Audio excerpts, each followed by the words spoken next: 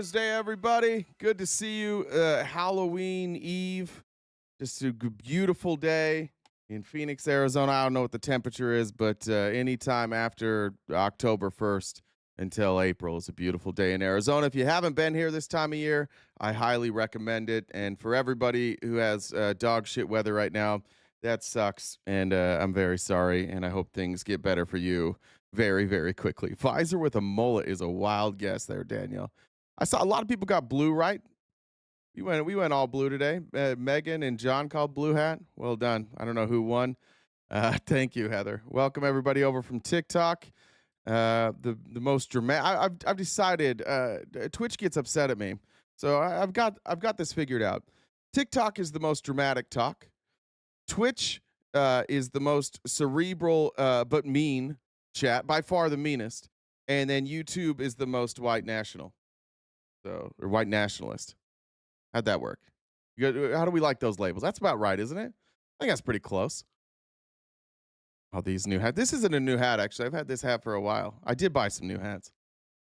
No, what? You guys don't think you guys don't think over there on TikTok that you're dramatic? Look at the response to this right now. You guys are dramatic. The fuck did you just say to us? This bitch called us dramatic. Up in Ogden, Utah, and you prefer the cold. Shout out Ogden. I like Ogden. I don't hate Ogden. My sister lives in Morgan, so I'm up around there from time to time. It's been a while. We're so well behaved. TikTok's the support chat. Yeah, support for each other. Yeah, I don't think that was an unfair. Obviously it's overgeneralized. Some people in each chat don't fit any of those, but that's pretty close. Sage said, "When are we doing a show together?" I don't know. What's the show going to be about, Sage? What's your plan? I'm pretty bad at planning shows. People ask me sometimes. I'm happy to go on other people's live streams. What I don't want to do is plan another show. I have a hard enough time planning my own. So I'm open to that. Just DM me. Let me know what your plan is. And I'd be happy to come on and talk about anything. I just am mostly out of time for preparing anything else. Renee said, next time you make chard, cook it right. You add fat back in the water and cook it with salt and pepper. When you take it out of the pot, add red wine vinegar. It is how we do it in the South. Yeah, I lived in South Carolina, and I assume you can just do chard like you do greens. I like a little ham hock. And then I don't know about the vinegar. I feel if you just put in the hot sauce, like there's vinegar in the hot sauce, so you get the vinegar. I don't like the extra vinegar, so I'm gonna go ham hock and hot sauce. And then a little cornbread on the side. That's where I'd go. But when we were growing up, we did it the other way. It's a very hearty vegetable, though. For anybody who missed yesterday, we talked about chard. Pretty tame, to be honest. That's what I thought too. That was a really tame night. Yeah, no, it was. I thought you were tame, but Thank you. I needed to hear that. I don't like when people accuse me of being out of control. I mean, other date nights you definitely do a lot for next date night. It's kind of bored. Sativa? Sure. It's just running out of people to have a conversation with. That's true. The biggest thing. I mean, yep. Yeah, well, there we go.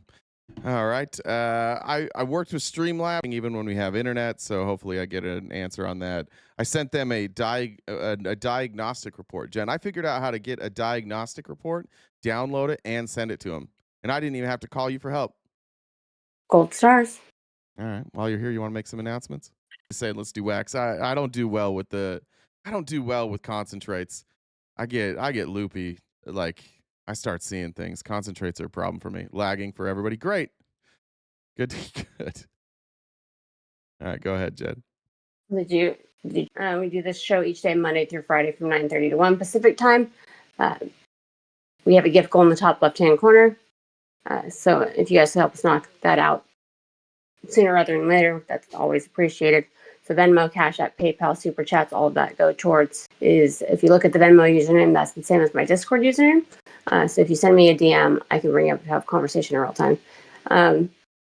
If you haven't subscribed to us already, please do so. If you're a paid member, depending on, so if you want to join us for that, check out the link here in our bio. We're on most social media platforms. We got merch. Jay's on Cameo, and My brain is just not completely Nice. working this morning. Nice. So I read in the comments, this seeing is- it, seeing the lagging. Huh. People are saying it's YouTube in general, and I would imagine they prioritize the biggest channels. So there could be a problem with that as well. Same, and that would apply to Twitch, to TikTok, and to YouTube. So could be that.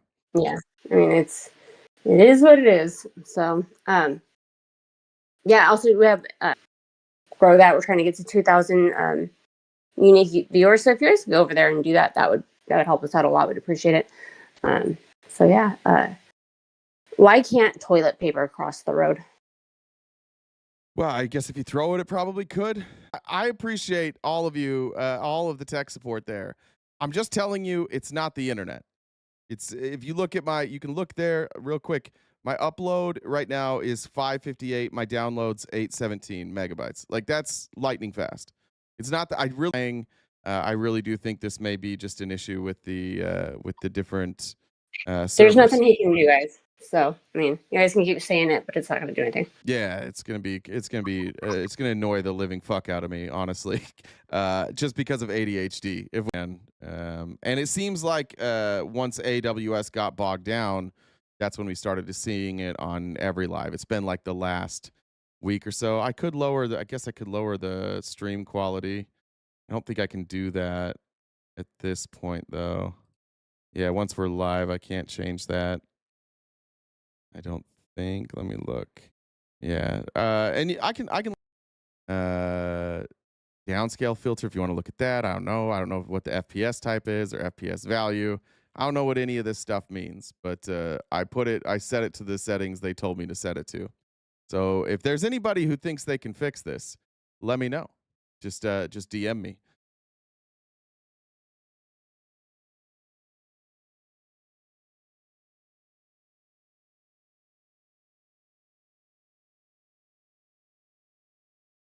That would be wonderful if we found out it was just my VPN the whole time. All right, we're not connected to the VPN. Is it any better? Did it all just go? It's all gone now? Great. It takes a second to refresh. Not the wrong button. Because I'm not as dumb as you think I am when it comes to the internet. I had my own stream before people came around. I'm not quite as dumb as you might think. No, it always takes a second for when you change the VPN. It stops for a second and then it comes back. So. All right, let me know. Everything, I clicked one button, it went back down. How much RAM do I need? Let's just do some tech support here. I'll look at my available RAM. I think your RAM's fine. Not really a Dodge fan. All right, I've got you guys can let me know. I've got 64 gigabytes of installed RAM. I've got an AMD Ryzen 7 5700 or 5700X3D 8-core processor. I got a 10 gigabyte graphics card. There's currently 932 gigabytes of storage. YouTube's back. I think Seems good. It's good now. It's better. Well, YouTube's back. TikTok's better. It might be Twitch hasn't reconnected yet, but all right. It might be it might just be the Surfshark. That's who I use for my VPN. Yeah, I think it seems like whenever you turn that off, it does make it better. I noticed that. Wrong lever.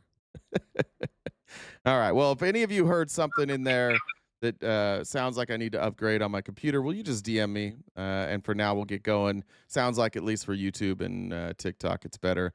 Twitch, we hope to see you soon. All right. Oh, shit. Had the wrong outline up. I want to start with this. We're going to talk about... Jen, I'm getting some feedback on yours, so you got to mute, I think. We're going to talk about ICE, but I just saw this video, and this is just becoming all too common in this country.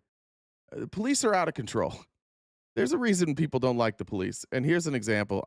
Trigger warning in advance. This video is about... it's only a minute and a half, and I promise you're not prepared for what this cop does. By the way, going back, this person was basically, they were stopped for some sort of like moving, I guess in infraction, like jaywalking or something. That's what it sounds like.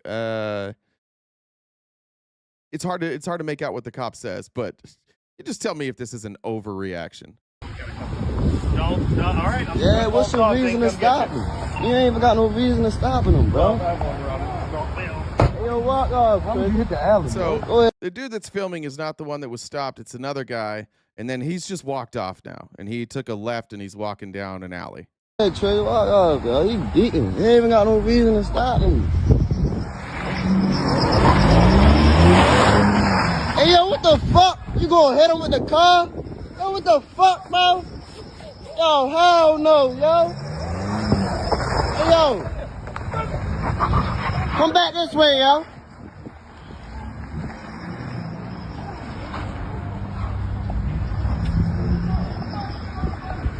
Yo, beating, bro.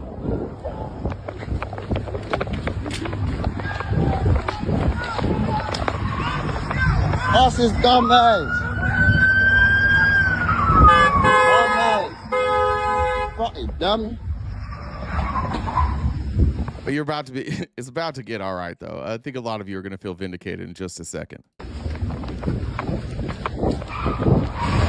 Dumbass, you dumb as shit. You dumb as shit. You crashing and all that. You really crashing out, bro. Go ahead, dumbass. Really crashing out, bro. You crashed his car and all that, bro. Don't really try to hit my mans, bro. The fuck? So why is everybody that's from Baltimore is like, no, this is just normal. This is what Baltimore PD does. You guys from Baltimore, you're living a wild life. I've seen The Wire. I didn't know it was so accurate. I have a friend who's an attorney. He works for, I don't remember which insurance company he works for, but he's from Baltimore, and he used to be a public defender. And he's like, The Wire is so fucking accurate. He's like, that was the thing. Like when it came out, we thought like, maybe they didn't go far enough on The Wire.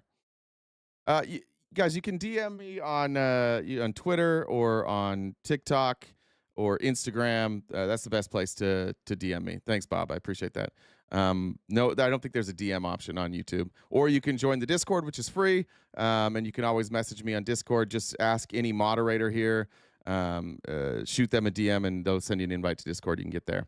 All right, let's get to ICE. This is we talked about this last night with Admir, and we hadn't shown it on the show, so I'm just going to show it here. This is ICE in Durango, Colorado. This woman's filming ICE, detaining some people. I think they were protesting, and this ICE agent is exactly what we expect.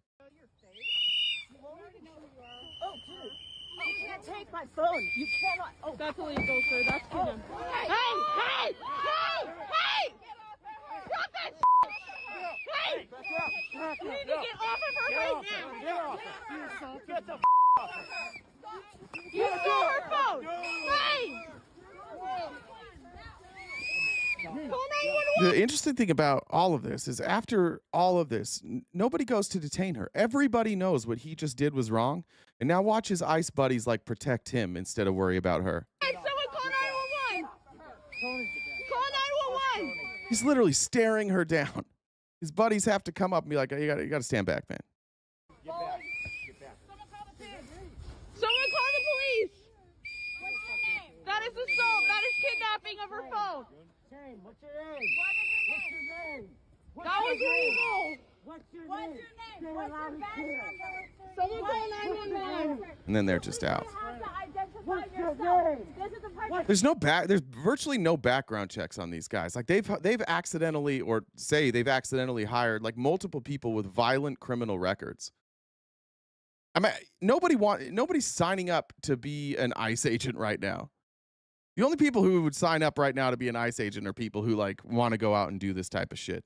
They see these videos. They see Kristi Noem putting out the propaganda videos of like, hey, look at this. Look, you can go beat up brown people. That's what we have. We just got a bunch of angry dudes out here doing law enforcement. Virtually no training. Physical standards are iffy. And they're pumping out so many ICE agents at this point that I don't think they're able to keep track. And then who's ever getting in trouble for any of this? We're just not going to, Stephen Miller said, and this administration seems to believe, that federal agents have complete immunity to do whatever they want. He's basically told them that. And it's looking like that's true. It's looking like they do have complete immunity. It's looking like no matter what they do, nothing's going to happen to them. They can just, they can just beat up anybody they want. Stand your ground and they'll cave. Yeah, I mean, they're going to get violent. All right, let's go here too. This is, this one's hard to watch. This one's really, really hard to watch. This is a mother who was taking her son to, daughter maybe, to school. Her daughter to school. She stopped. She's detained, which, again, I don't know why ICE is suddenly just allowed to pull people over. I don't know why we're still pretending that that's allowed. Let me appeal this on TikTok real quick. Apparently, the agent got kind of flustered when she couldn't repeat like what her social security number was. He asked for it. She couldn't repeat it. She showed her work permit, her social security card, her driver's license, and car registration, but couldn't repeat her social security number. And then that's when this officer snapped.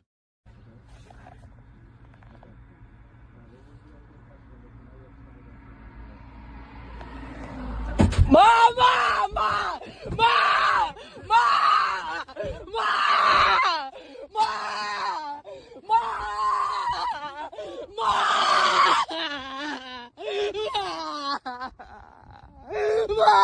No! No! Ma!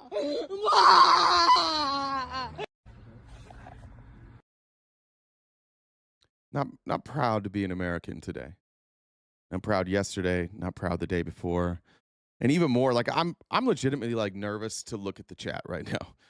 That's the point that we're at now. I'm nervous to look at the chat because I know there's going to be a bunch of people here like fuck around, find out. Shouldn't have been here. You don't know any details. So when did you guys just like start disrespecting mothers and women like this? She needed to be thrown to the ground there? They're not strong enough to detain her? And what's this crime? What's the crime here? How is it that you can show a work permit, a social security card, driver's license, and car registration and still get arrested in front of your kid? How's that work? I'm man, it's getting really hard to look across the aisle and see you guys as humans. Especially those giant fucking crosses on your necks. It's getting hard. It's getting like, I know that this administration gets criticized every day, and I know that that's like, on that side, that sucks. I remember the late stages of the Biden administration when like everything they were doing was criticized, and they made a ton of mistakes, and Joe Biden like fucked up the debate. And so it was every day, just like nonstop. And I get that that's frustrating. But what you guys have decided to do is take that criticism and just say, I'm going to defend everything. Nothing's off limits. They're allowed to do whatever they want. I'm going to just defend everything because the real problem apparently is us pointing this shit out. I'm old enough to remember when the deportations started before they got all this violent. You guys used to come in here and be like, Obama deported more people. And be like, yeah, but he's not in the streets. He's not being violent. I didn't want to do that. Turn on my noise canceling. There we go. Now it's violent and you're just cool with it. There's no conversation about it.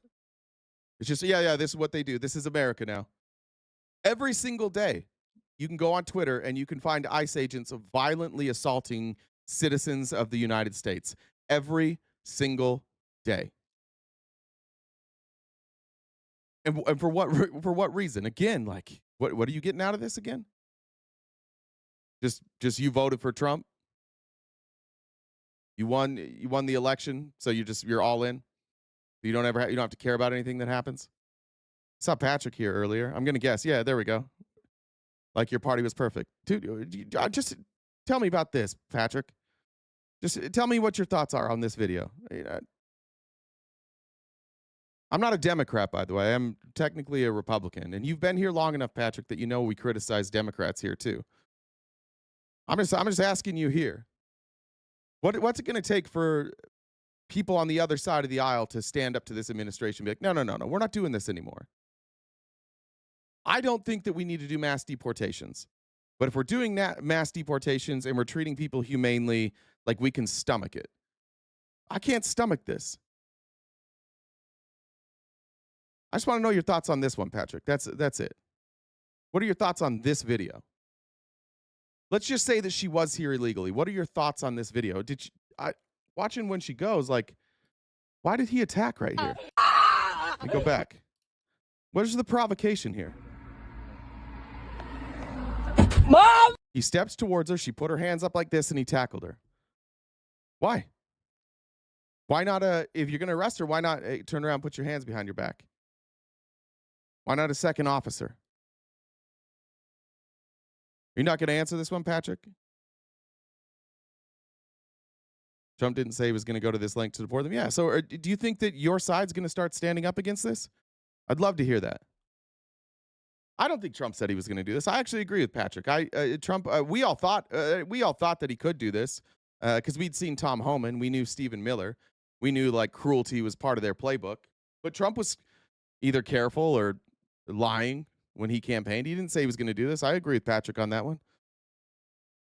But if we can't stop this, like, it's just over for us, isn't it?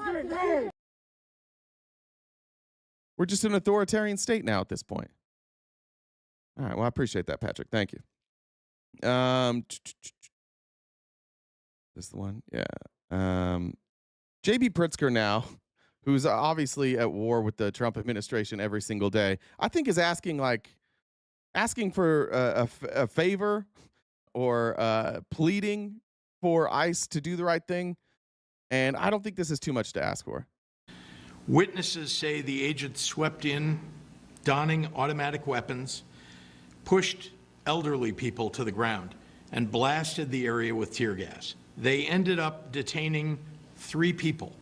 None of them had done anything wrong. 2 of them were U.S. citizens. How many every day? Every day I have that story too. What day have we come in here in the last, I don't know, 2 months where we don't have a story of ICE arresting a U.S. citizen? I don't think we've had a single day without a story like that. It had been a beautiful fall morning with children and families getting ready to march in the long-anticipated Halloween parade. So imagine it. Children who woke up that morning expectant with joy and excitement to put on their costumes and celebrate with their neighbors in what they thought was a safe place at their homes. Armed, masked agents terrorizing innocent people, especially children, is unconscionable. Under the color of law, invading peaceful neighborhoods, no criminal targets. This wasn't happening before the Trump administration. Now, U.S. federal law enforcement attacking good and decent people unprovoked with no explanation. So don't believe it when they tell you that they're busting the worst of the worst gangs or gang members. They're attacking peaceful neighborhoods and terrorizing kids in Halloween parades. Do we need to do that? Do we need to go after kids at Halloween parades? Let's just say some of those kids are here that are undocumented. Do we need to ruin the entire celebration? Do we have to do this? Can we not, like, be humane sometimes? And then 2 out of the 3 that they arrest aren't even, like, none of them broke the law, and 2 out of the 3 are American citizens? Children across the city are being traumatized. Their parents are being taken from them. Families are being ripped apart, sometimes in the most heartbreaking of circumstances. That's a fair ask. It's not an insane thing to say, hey, can we cool it?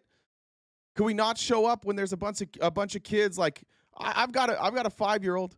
I know how excited kids get for Halloween. That's a great time for them. My daughter's been talking about Halloween since September. She looks forward to their parade that they have at school tomorrow. Can we just cool it? Do we have to terrorize kids? What about every other kid there? What about the kids that aren't undocumented? We have to terrorize them too? Just for no reason. Here's Kristi Noem.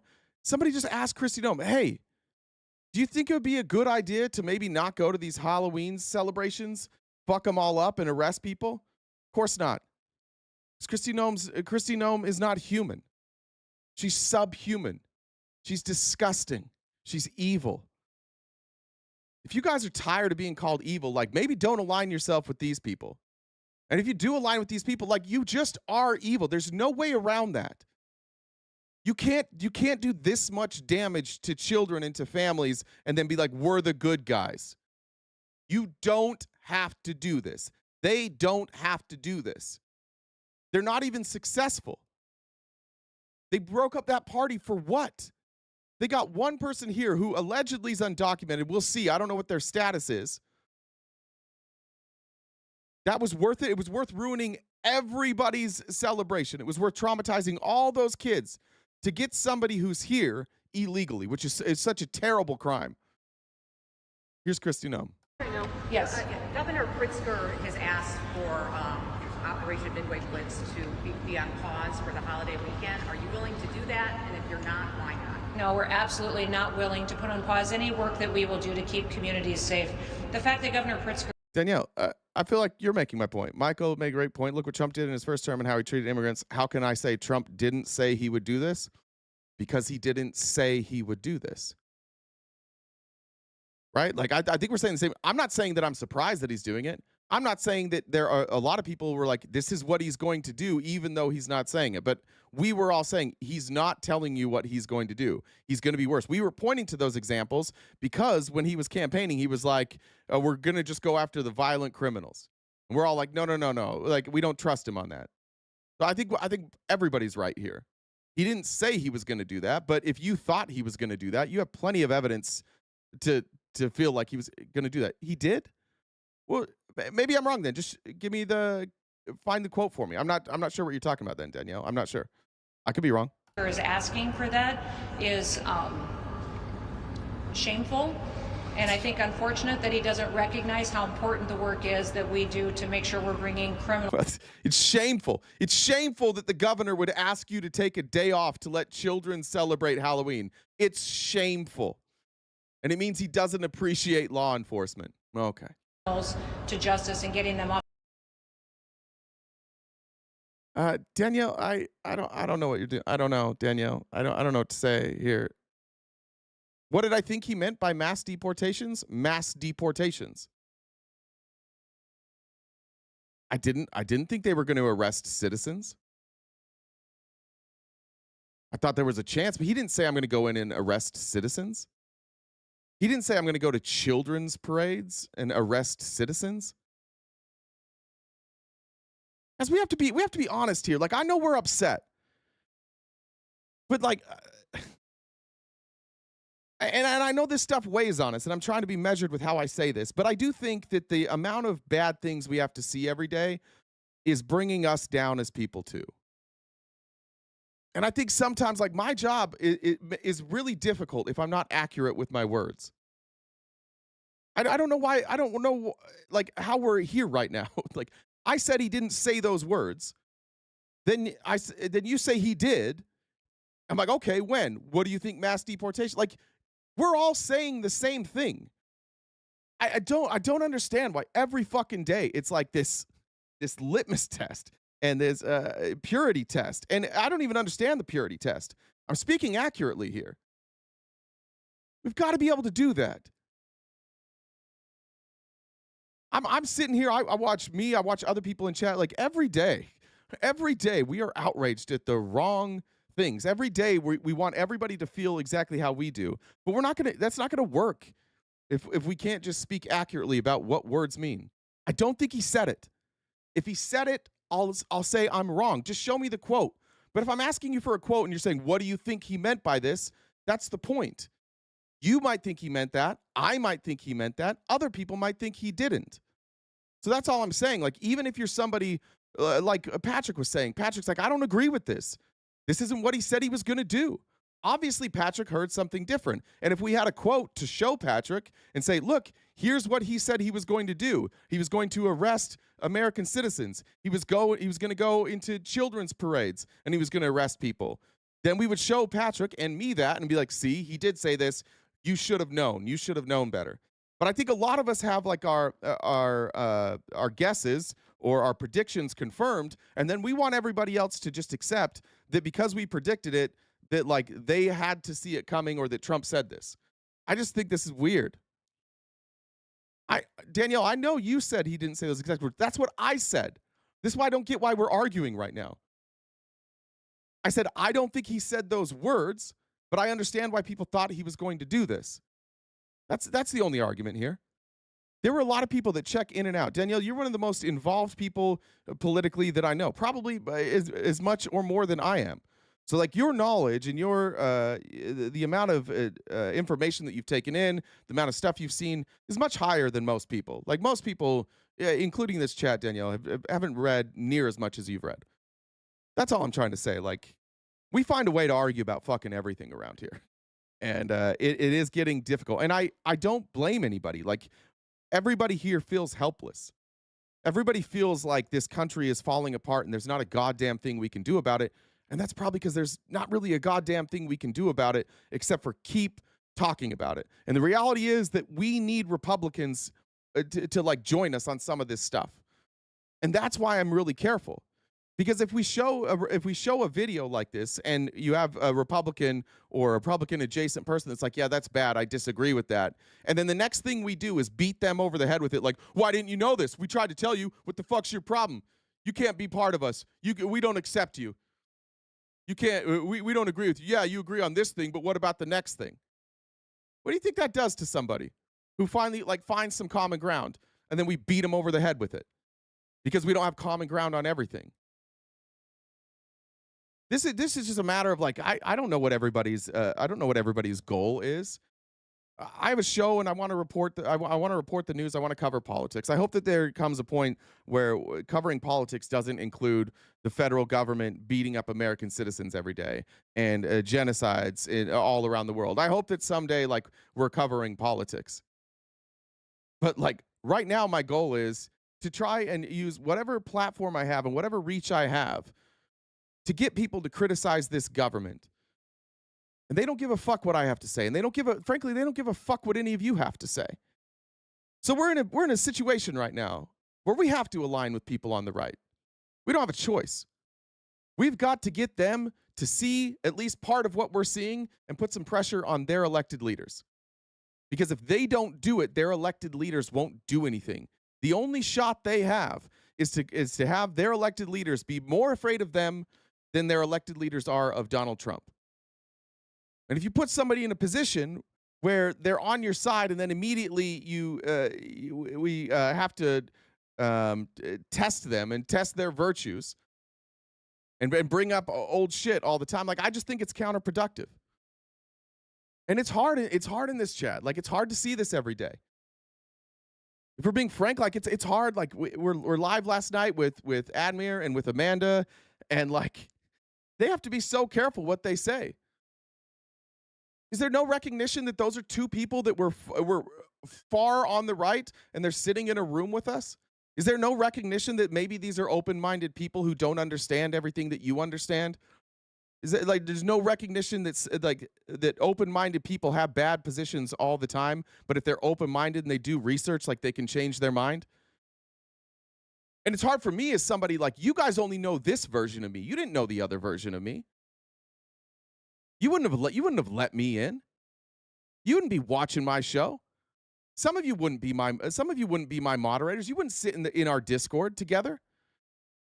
If you would have known me before you knew me, you wouldn't accept me. And that's a real fucking problem. If you find somebody that's open-minded who has changed their mind and changed their positions before, that means they're probably open to changing their position again. But just like calling them evil and bashing them over the head every time they say something that's a little bit out of line with what you have to say, that's fine. You can hold that position. You're never blocked here. You can do whatever you want, but it is counterproductive. It doesn't work. We do know that for sure. I'm not saying we have to like be friends with everybody, but if somebody gives you like a olive branch and you take that olive branch and you smack them in the face with it, I don't know. Maybe that's why we sometimes have a hard time getting like these moderate fence sitters to come over here because they feel like it will never ever be enough. That's how honestly today. That's how I feel a little bit. And it's probably like it's a small group. It's we don't broadcast to hundreds of thousands of people every day. It's mostly the same people here every day. It's a small group, and I understand. I empathize with all of you. Like, this is incredibly frustrating. It's super like this is my whole life. Every person I know, like, they don't give a fuck about Gaza. Everyone, they don't give a fuck about a genocide. They don't really give a fuck about ICE. So I can walk away, I can quit, or I can keep putting it in their face. And I find some people every once in a while that are open-minded and we go. But I think that, like, that type of resilience and that type of fight, like, that's what like movements are made on. That's what progress is made from. I mean, you look back at the 1960s, you look at the civil rights movement, you look at the civil rights marches. At the end of that, what did they get? Was everything fixed? No. Were there people that marched in the civil rights movement who then went and stayed with their party, who continued to oppress people of color? Yeah. Yeah, like Mitt Romney's dad was marching. You can find the picture of Mitt Romney's dad marching with Martin Luther King Jr. But then when it came down to economics and recognizing things like economic racism and economic mobility and economic opportunity, suddenly they were back to like, oh, it's free market principles. Free market principles always work. There's no such thing as racism in our markets because everybody can vote now, so it's dead. So there's obviously there's going to be some people that feel a certain type of way, and I get all of that. I get that, like, Patrick, for example, just having Patrick say, like, I don't like this is wrong. ICE doing this is wrong. I don't agree with what's happening here. Maybe it's not the time to, like, then pile on and be like, well, yesterday you said. Maybe that's the olive branch, or maybe I'm wrong. Again, I don't want to tell anybody how to speak, and I want this audience to feel like they can criticize me and anybody we bring on panel, and I want you guys to feel like you can say whatever the fuck you want. But, like, sometimes also I think you're wrong, and sometimes I'm wrong, and I do think it's important to have that conversation. Leanne said, we need to stop being the party of the litmus test. Rubbing people's nose and their beliefs doesn't help us at all. Yeah, kind of, Leanne. I think that's true. Like, I think what we can do as a litmus test is say, like, we don't negotiate on human rights. We don't negotiate on equality. We don't negotiate about, like, our trans people. Our people who are here who are undocumented, are they people? Do they deserve due process? We don't budge on that. And I don't think we need to. I don't think we should focus or even think about bringing people in to the group that like will debate whether or not certain characteristics give you rights, like, or not. Like, if you have certain characteristics, do you have the same amount of rights as somebody else? I do. I like that litmus test, but sometimes the litmus test is way further than that, and I just think that, like, it becomes ineffective, and that's what they hope. That's what Trump hopes. Like, this unification, the fact that the government's shut down and the Democrats mostly aren't budging, that's their fucking nightmare.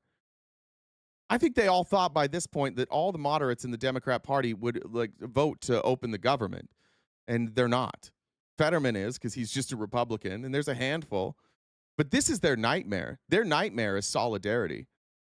And sometimes you have to find solidarity in these moments, and you have to sometimes say, like, this fight's tomorrow.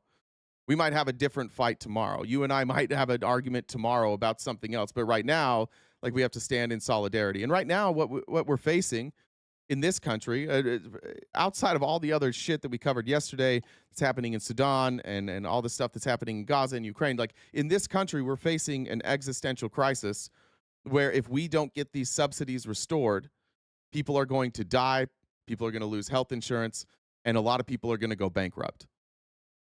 So, like, it is kind of one of those times where, like, you know, there's a lot of Democrats I don't like. I don't like Chuck Schumer. I don't like Nancy Pelosi. But every time they stand up now and say, like, we're not gonna back down, like, I'm with you. I'll be with you. And then tomorrow when we talk about taxes, let's have a conversation. I'll be right back to criticizing Chuck Schumer. That's a long-winded way to say I just think like sometimes picking your battle is the right thing to do. Sometimes it's not the right day for that battle. Danielle said, how far you've come is why I support you now. Thank you, Danielle. I appreciate that. And said, I'm pretty sure we agree with each other. I think we do too. I think I was responding to multiple people with you, Danielle. Tanya said, happy Thursday. FOD says, Nolite te bastardes carborundurum? Carborundurum? I don't know what that means, but I think I know bastardes.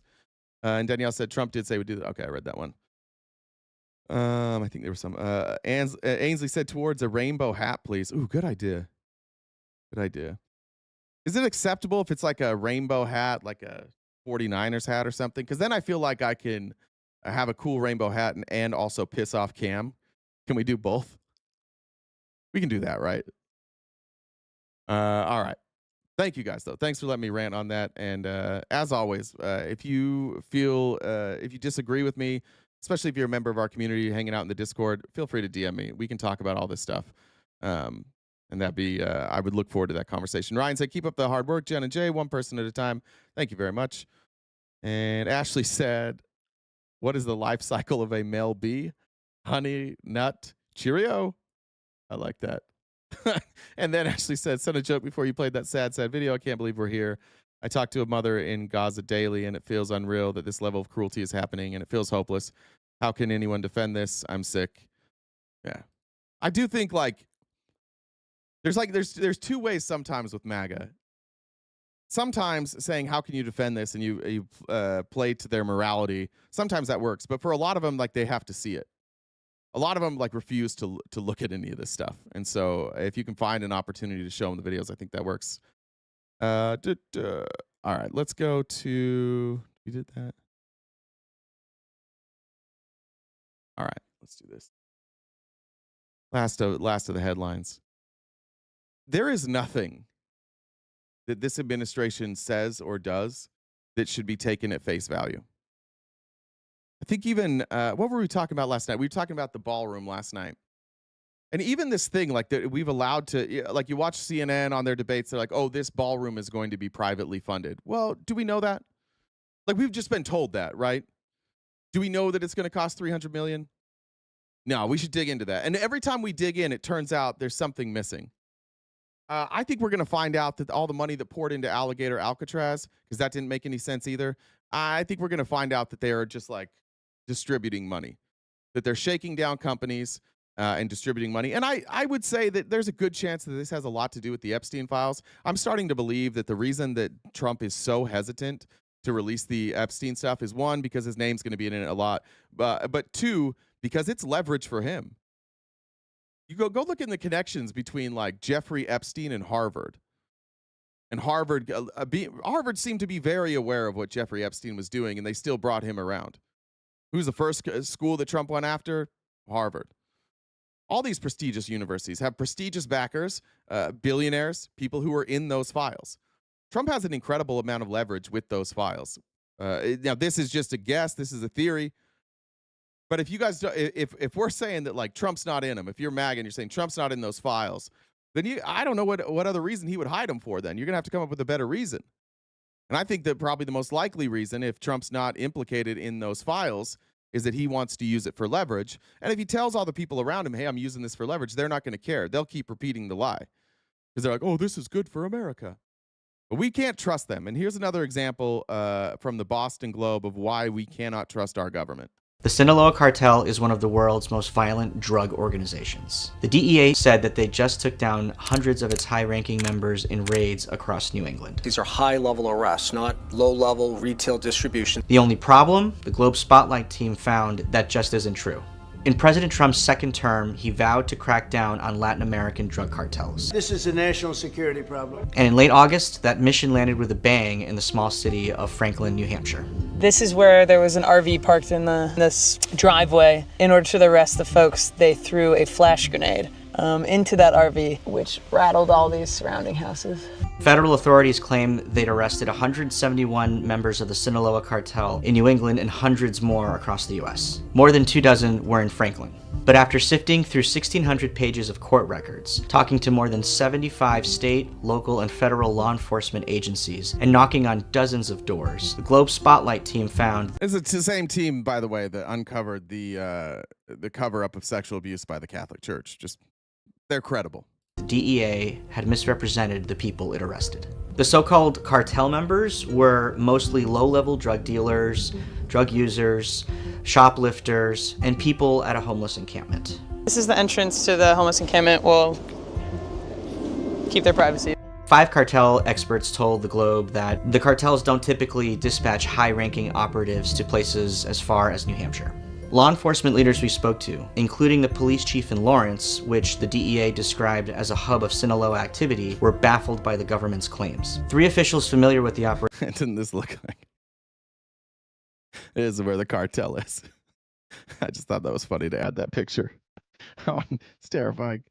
Were baffled by the government's claims. 3 officials familiar with the operation told us that the government had misrepresented the stature of those arrested in the sweep. We interviewed multiple suspects at their arraignments in Franklin last week. Judges and prosecutors never mentioned the words Sinaloa or cartel. Almost everyone we talked to said that they struggle with drug addiction. I've never had anything to do with the cartel.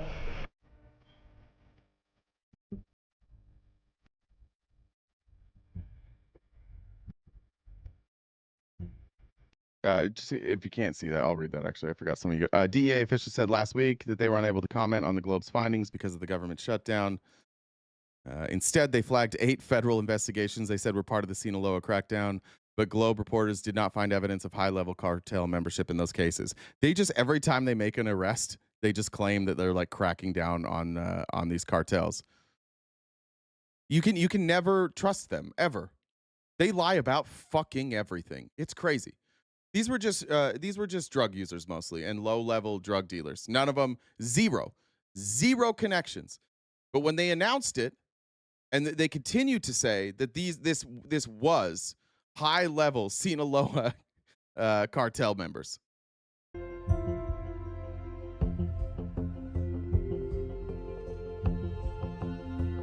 There's one more. Do you like being lied to, or is our Republicans? You just like this lie harder to me, Daddy. Lie to me every day. I need to be lied to some more. I better turn on Trump so he's going to lie. Great news. We've got Trump here, and he's going to lie. Trump just got back from China where they negotiated a deal. I don't know if you can call it that. But one of the big parts of the bill, obviously, was the decimation of farming in America, specifically soybean farmers. This is Elizabeth Warren. I forget her first name, but Callahan, who is going to be she's up to be the agricultural secretary. She had a hearing, and Elizabeth Warren just simply asked her a question that literally everybody in this chat can answer. Let's try. Chat. Who is China? Now that China's not buying soybeans from the United States, who are they buying it from? This is for everybody. Who's China buying soybeans from now that they're not buying from the United States? See, okay, there's an Argentina. Good, Johnny Mac. That was quick. Argentina. Okay, so we're good at this. Gotcha. Great. All of you are more qualified to be the Secretary of Agriculture. It's an easy question. I'm asking you if you agree with American soybean farmers themselves, whose interests you are supposed to represent in this job, and they are ringing the alarm about their own economic livelihoods. Surging farm bankruptcies, soybean farmers losing access to key markets when we prop up these competitors. So I just don't understand. If you can't acknowledge that there is a problem here, how do you represent American soybean farmers? Thank you, Senator Warren. And in my role as the Assistant USTR for Agriculture, and if confirmed as the Chief Agricultural Negotiator, I will have the interests of U.S. farmers and ranchers. Can you acknowledge that there is a serious problem right now for those soybean farmers? Our current negotiations are making good on the promise to U.S. farmers and ranchers to reset our trade relationships. So I'm sorry, you can't even acknowledge that our American soybean farmers are having... We'll get to that, Drew. Don't worry about it. ...trouble right now? Is that what you're telling me? Oh, you're just going to sit there and say, nope, we're working. China's weaponization of agriculture has absolutely harmed U.S. soybean farmers, and so farmers are in trouble. Turbo, Elizabeth Warren is an expert in economics. Check her resume, bud. because China quit buying from them. Because who is China buying from right now? What's that country? China is purchasing what from country every is country China buying except the United soybeans from States right that now? exports What's the name of that soybeans. country? China Dr. purchases Callahan, many what is the name of the soybeans country from Brazil. China is buying soybeans from right now? China is purchasing Latin American soybeans. As Latin of this American? morning, What is they the are name of the purchasing U.S. particular soybeans as well. country they are buying soybeans from? If you can't answer that question, I don't see how you can represent American soybean farmers. I can't figure, like, these guys are so afraid of answering questions. There has not been a single person who's come up from the Trump administration going before Congress who will answer a single fucking question. You know why she won't say Argentina? Because she knows Elizabeth Warren's going to bring up that Trump bailed them out. That's why. She's going to point out that Trump bailed them out and then China took that contract and started buying them. And she can't say that because we can't make Trump look bad. So she can't even say the words Argentina. Your government, the MAGA movement, is one of the dumbest, most fearful, pathetic group of cucks that has ever existed. How the fuck can you not say Argentina? You're so afraid that somebody's going to bring up that Trump is bailing out his buddies that you won't even say the name of the country. That's the level we're at with these cowardly bitches. You have the most feckless, spineless, bitch shit administration I've ever seen. I've never seen anybody, any human, so cowardly. And it's all of them, every fucking one of them. They're just cowards, afraid of Trump. They got this job because they lick his ass, and they keep their job because they never tell the fucking truth. And it's crazy to watch Republicans go, yeah, that's right. Don't tell us the truth. Keep hiding it. Excuse me? Like, you guys all are like proxy cucks now. Like, you didn't know you had this cuck shit, kink until the Trump administration came on, and now you're like, I hope I never know anything. I hope they keep everything a secret to own the libs. What the fuck is this? Show me anything more pathetic than this ever. In a hearing, a confirmation hearing. I dare you to show me one Democrat ever so pathetically scared, feckless, and weak that they won't mention the name of the country. They go around it. Oh, it's Central America. First of all, not really, right? South America. You won't even say it. Or she said Latin America. That's right, not Central America. Latin America. You guys have the most pussy-ass administration I've ever seen. It's going to get worse for you today, by the way.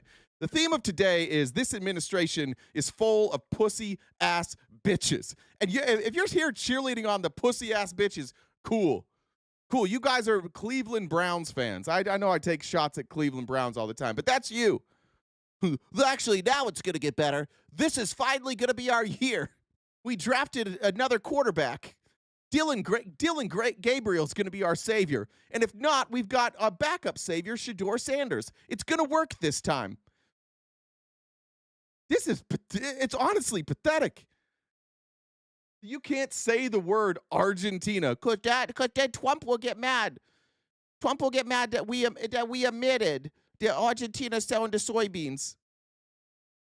Listen to this. This is, I forget her first name. Is it Heather Davison? On CNN. Listen to her talk about the soybean farmers here.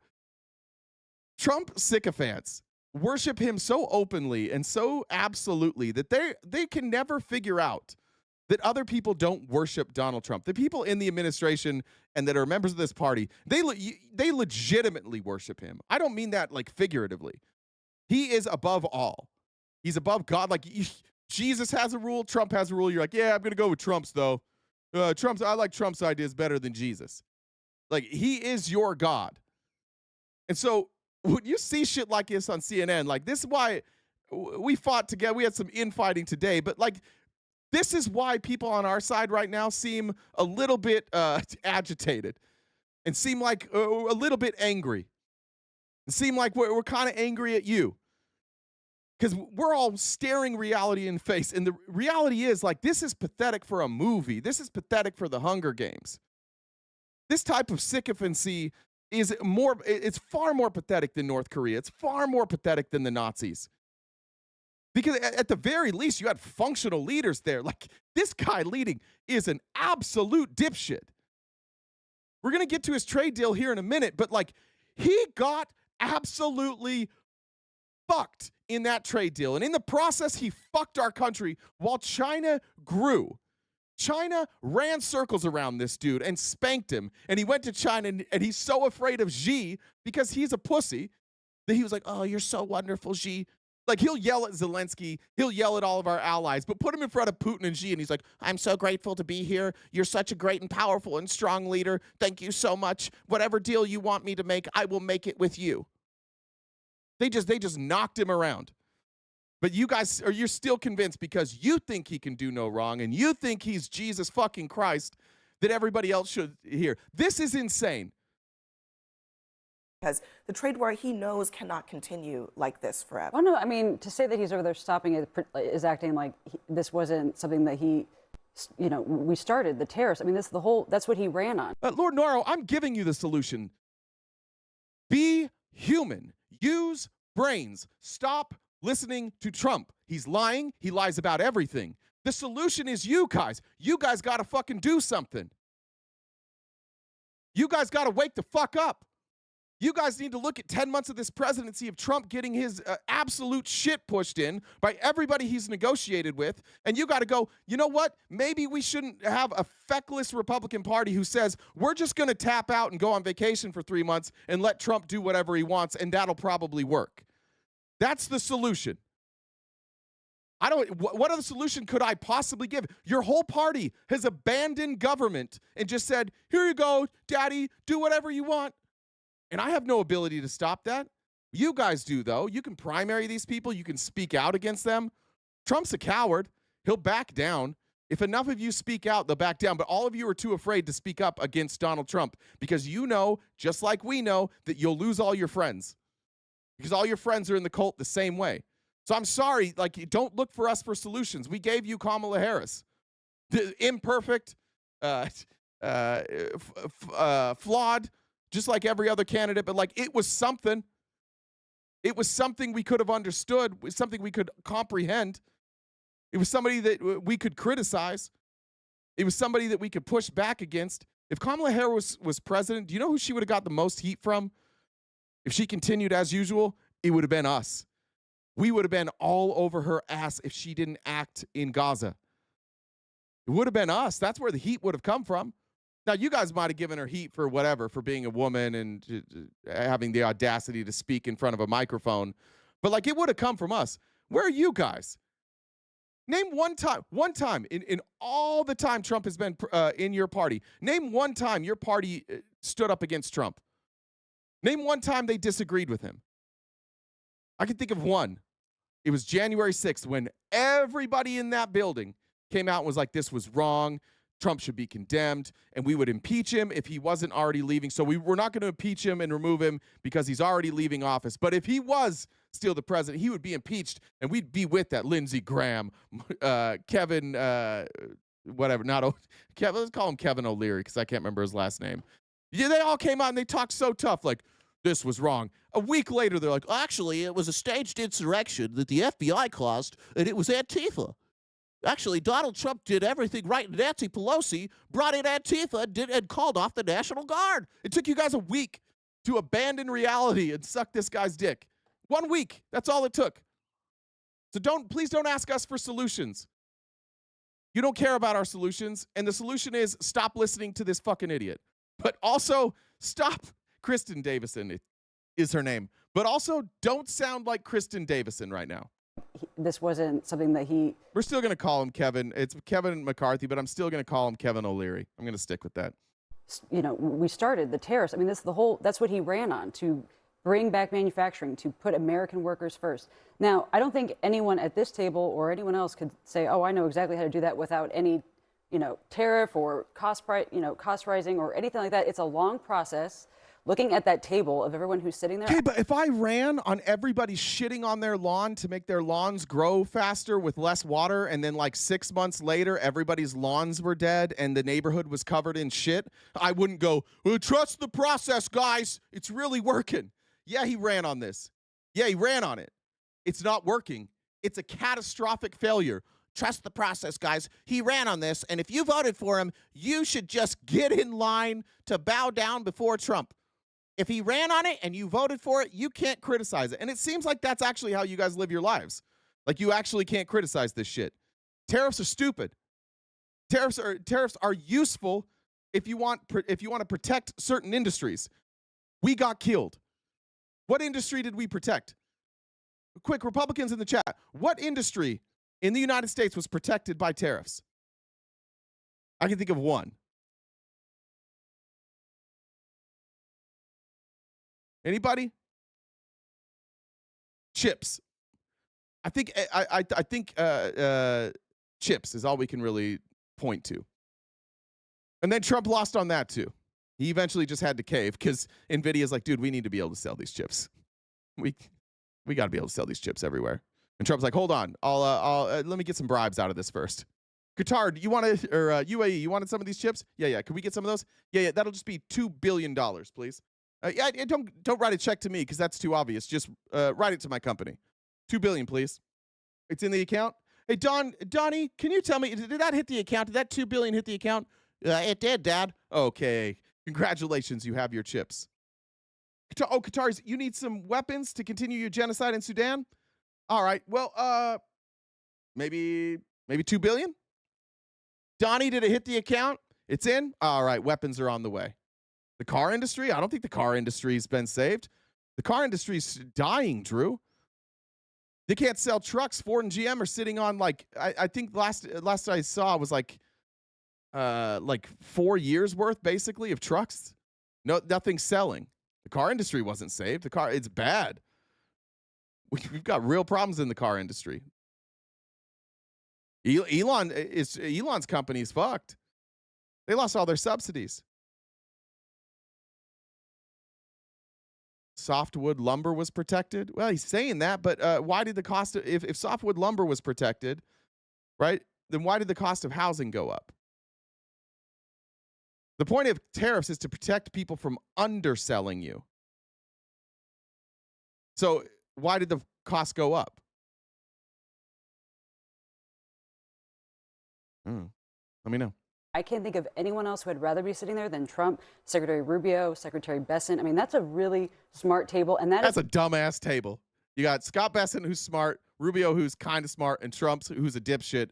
And they're like, you know who should be in charge? The dipshit. Let's let the dipshit lead. Why the soybean farmers, who, yes, they have been going through a tough time now, will run through a brick wall for the president because they see him there fighting for him. And I think you just got to let him cook. And Hold on. Smart table. And that is why the soybean farmers, who, yes, they have been going through a tough time now, will run through a brick wall for the president because they see him. Yeah, they don't fucking care. They'll do anything for this president.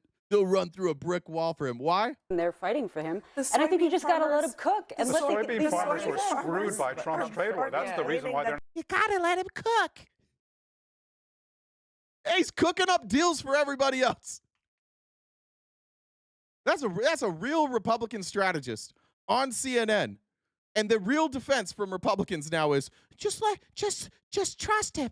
You just gotta trust the process and follow Donald Trump and everything will work out. FTJT said this had been overstated, the migrant crime and drug crisis. So now they're making shit up to make it seem like they are solving these exaggerated claims. Oh, perfect. I feel bad I didn't say that. That's perfect. Johnny said, post-chemo, good day. I'm going to win this. That's right, John. Fuck cancer. I love you, Johnny. Keep us posted, bud. I'm glad you're here today. And hopefully my yelling and calling people names is helping you out. Check those gens here. Continue with this clip. They are going out of business. What do you mean they're going to run through a brick wall? What do you mean they're going to run through a brick wall? They are literally saying that we are not going to be able to sustain getting zero purchases. And when he comes out of the meeting today, this morning, with the deal fixed with a better deal. This is like the arsonist thing. I'm going to put out the fire that I started. This is very elementary to think that you can just walk into a Chinese conference room and say we need to increase our production. You need to. You know what was elementary? Thinking that slapping universal tariffs on countries is going to work. You know what was elementary? Putting somebody in charge of tariffs that doesn't know what the fuck a tariff is. Yeah, Drew, car sales are up year over year. And how, but what's happening right now, Drew? We can look at the auto industry. I'll play some videos tomorrow then. I'll remind you, Drew. I'll show you what's happening in the auto industry. Stop, taxing and doing this. We have to go through a process. It's elementary to just do blanket tariffs on every country, which he did at the beginning. He did without a plan. Let me finish. Why is he there then? Because he does not have a trade deal. You are literally. Are you denying that he just got a trade deal with Japan and South Korea? But I'm saying, why is he in? I'm denying that. He doesn't have a trade deal. He doesn't have a trade deal. That's a good point. Yeah, we are saying he doesn't have a trade deal. Really? Yeah, do you think that they should what just talk? Like, do you think they're never going to talk? All right. Let's see about these soybean farmers. Here's all the soybean farmers saying they're going to run through a wall for Trump. I've yet to see a single soybean farmer being interviewed saying like, I trust the process. This is okay. And it's not the first time this has happened. Soybean farmers were hammered during President Trump's first trade war with China in 2018. Now the administration is promising them another bailout. We don't want the aid. We want the trade. Gaffner says one-time relief is not a long-term solution. If China starts buying elsewhere, which they are doing now, once they establish those trade routes, it becomes more difficult for them to come back to the U.S. to buy their commodities. Once we lose that, we may never get it back again. And that's huge for next generations. And it's not the first time this is... By the way, Drew, here's total vehicle sales this year. Most of the tariffs went into place in March and April. And what happened since then? I realize year over year you can use that number, but let's look at what happened after the tariffs. That happened. This is in millions of units, by the way. From 18 million to 17, 16, 16, 16, 16. Whoops.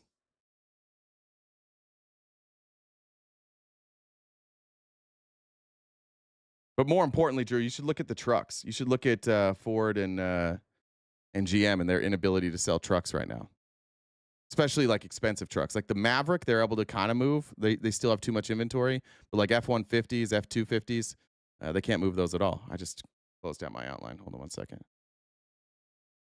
It's a good time. Jen, now's a good time for announcements. Welcome back, Jen. Maybe. Okay. Sorry, I'm multitasking. That's all right. Hey. All right. All right. We are about a little more than less than 2 hours left of the show. We do this each day, Monday through Friday from 9:30 till 1. We keep this going by your donations. So if you guys could help us out with the gift goal, I think, are you updating the total? So is that the current total? Yeah, that was updated. Okay, cool.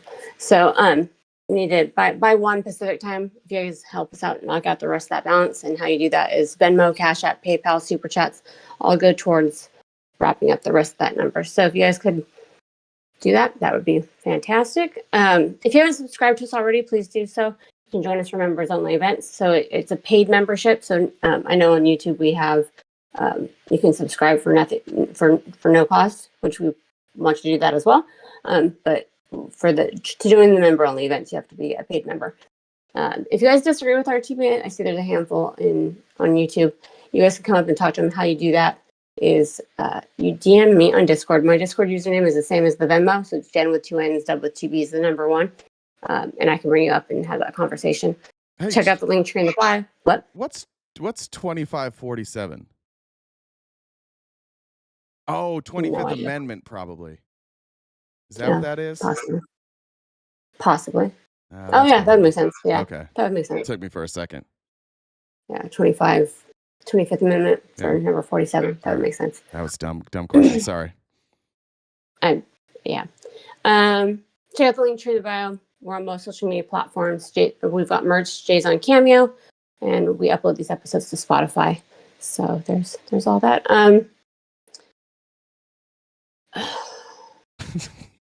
The sigh before the joke might be my favorite. Well, because I'm like I've got a handful of jokes, and it's like there's like when I go look for these jokes, there's some that I like more than others. But then like the joke last night, like some of them are not necessarily always appropriate. So I like try to decide which one's a we good want to keep one. things appropriate here. This is a very strict policy here on appropriateness. Yeah, so there's all that. But do you know why we don't install vacuums in toilets? I don't. It's a good idea. It would suck ass. It's a good idea, honestly. It's not a bad idea. All right. Here's another soybean farmer. I think this is the one. Yeah. This is from yesterday. Now, remember Scott Bessent, and that's why we've chosen this picture. Scott Bessent tried to pretend yesterday that he was a soybean farmer because he bought up land and he makes people pay rent. And so he's like, I'm actually a soybean farmer, too. That was stupid. He got crushed everywhere on that. But here's another soybean farmer. It's very obvious that we've got another Republican who's all hat, no cattle. And unfortunately, they think that they can buy their calluses, but, you have to earn them. And the American people know that, and they can see through it. China bought more than half of the U.S.-grown soybeans in 2023 and 2024. Tell us what this has been like. Their boycott, how has it affected your day-to-day business? Well, Steph, one thing I really appreciate your show is that you understand markets. And right now, we're sitting on 1 billion bushels that don't have a home. That's about 25% of our market right now. And what I'm really concerned about is 2026. And if we don't get these bushels sold, we're really looking at economic disaster in 2026. It's very obvious that we've got. I don't think these soybean farmers are running through a wall for Trump. I think that's the point. But Trump just got back from China, and boy, is he riding high.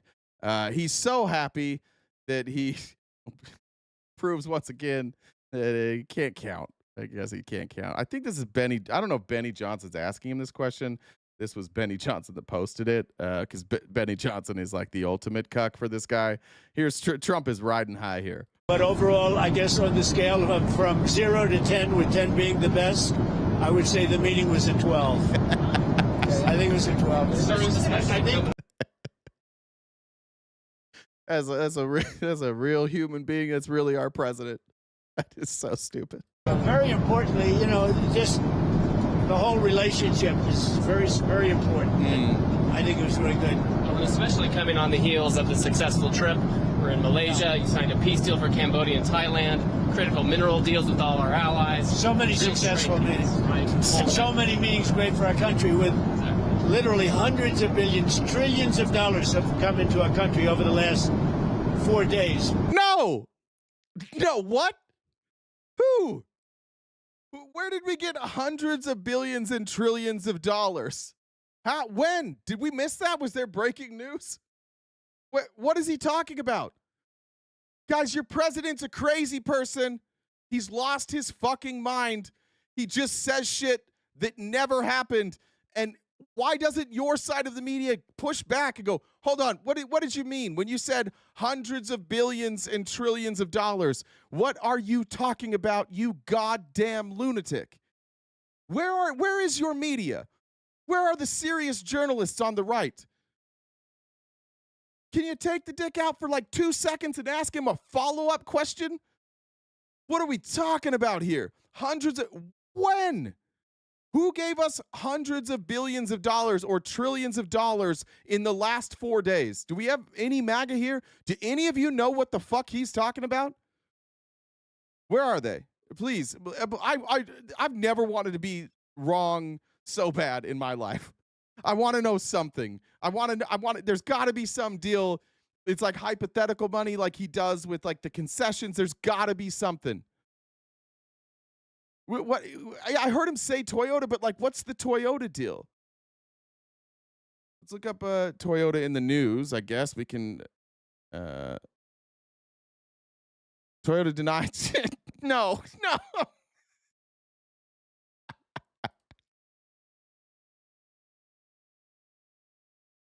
I swear, I didn't know this. This is a live reaction. I didn't know this part. Toyota denies promising to invest $10 billion in the U.S. after Trump announcement. Japanese auto giant Toyota has denied Trump's suggestion that it is poised to invest more than $10 billion in the United States over the coming years. On a visit to Japan, the president claimed he had been told the car maker was going to be setting up factories all over the U.S. to the tune of $10 billion. Go out and buy a Toyota. But a senior executive at Toyota, the world's largest automaker, said that no such explicit promise of investment at that level has been made, although Toyota plans to invest and create new jobs in the United States. We already know he makes up numbers. Zuckerberg just like made up numbers for him too. And did any of you wonder why Zuckerberg lied and then asked Trump, did I tell the good why? I didn't know what the why that they wanted me to say was, so I just made up a number. Is that okay? And Trump's like, yeah, that's okay. Hey, Melania, he didn't know what number to lie about. Or you guys got to be sick of being bitches. You got to. It's old being a bitch. Like, it's not fun. Nobody's proud of being a bitch. It's 10 months of you guys just being bitches. It's got to be exhausting. All right, let's keep going. That's the first news story. Toyota, yeah, this bitch is lying.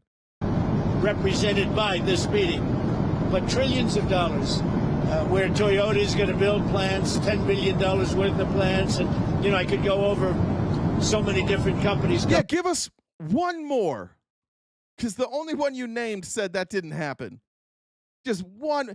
I saw South Korea. South Korea said, I don't know if we're going to bring Hyundai back.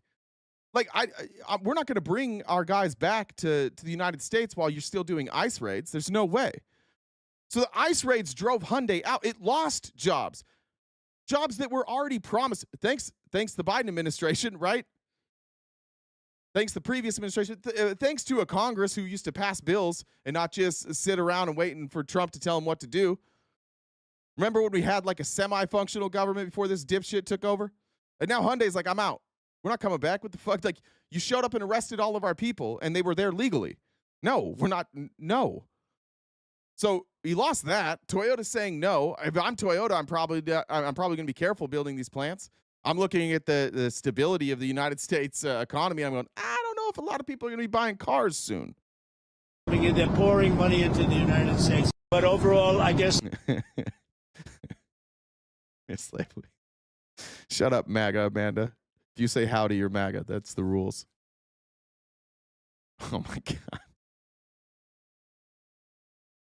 So I just happened to pop in the Discord, and that's in there.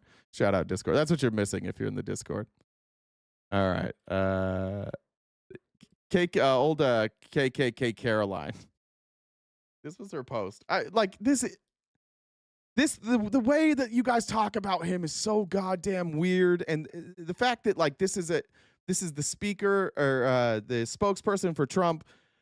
How can you guys even be upset? Yeah, Jen's MAGA now. How can you even be upset that with us?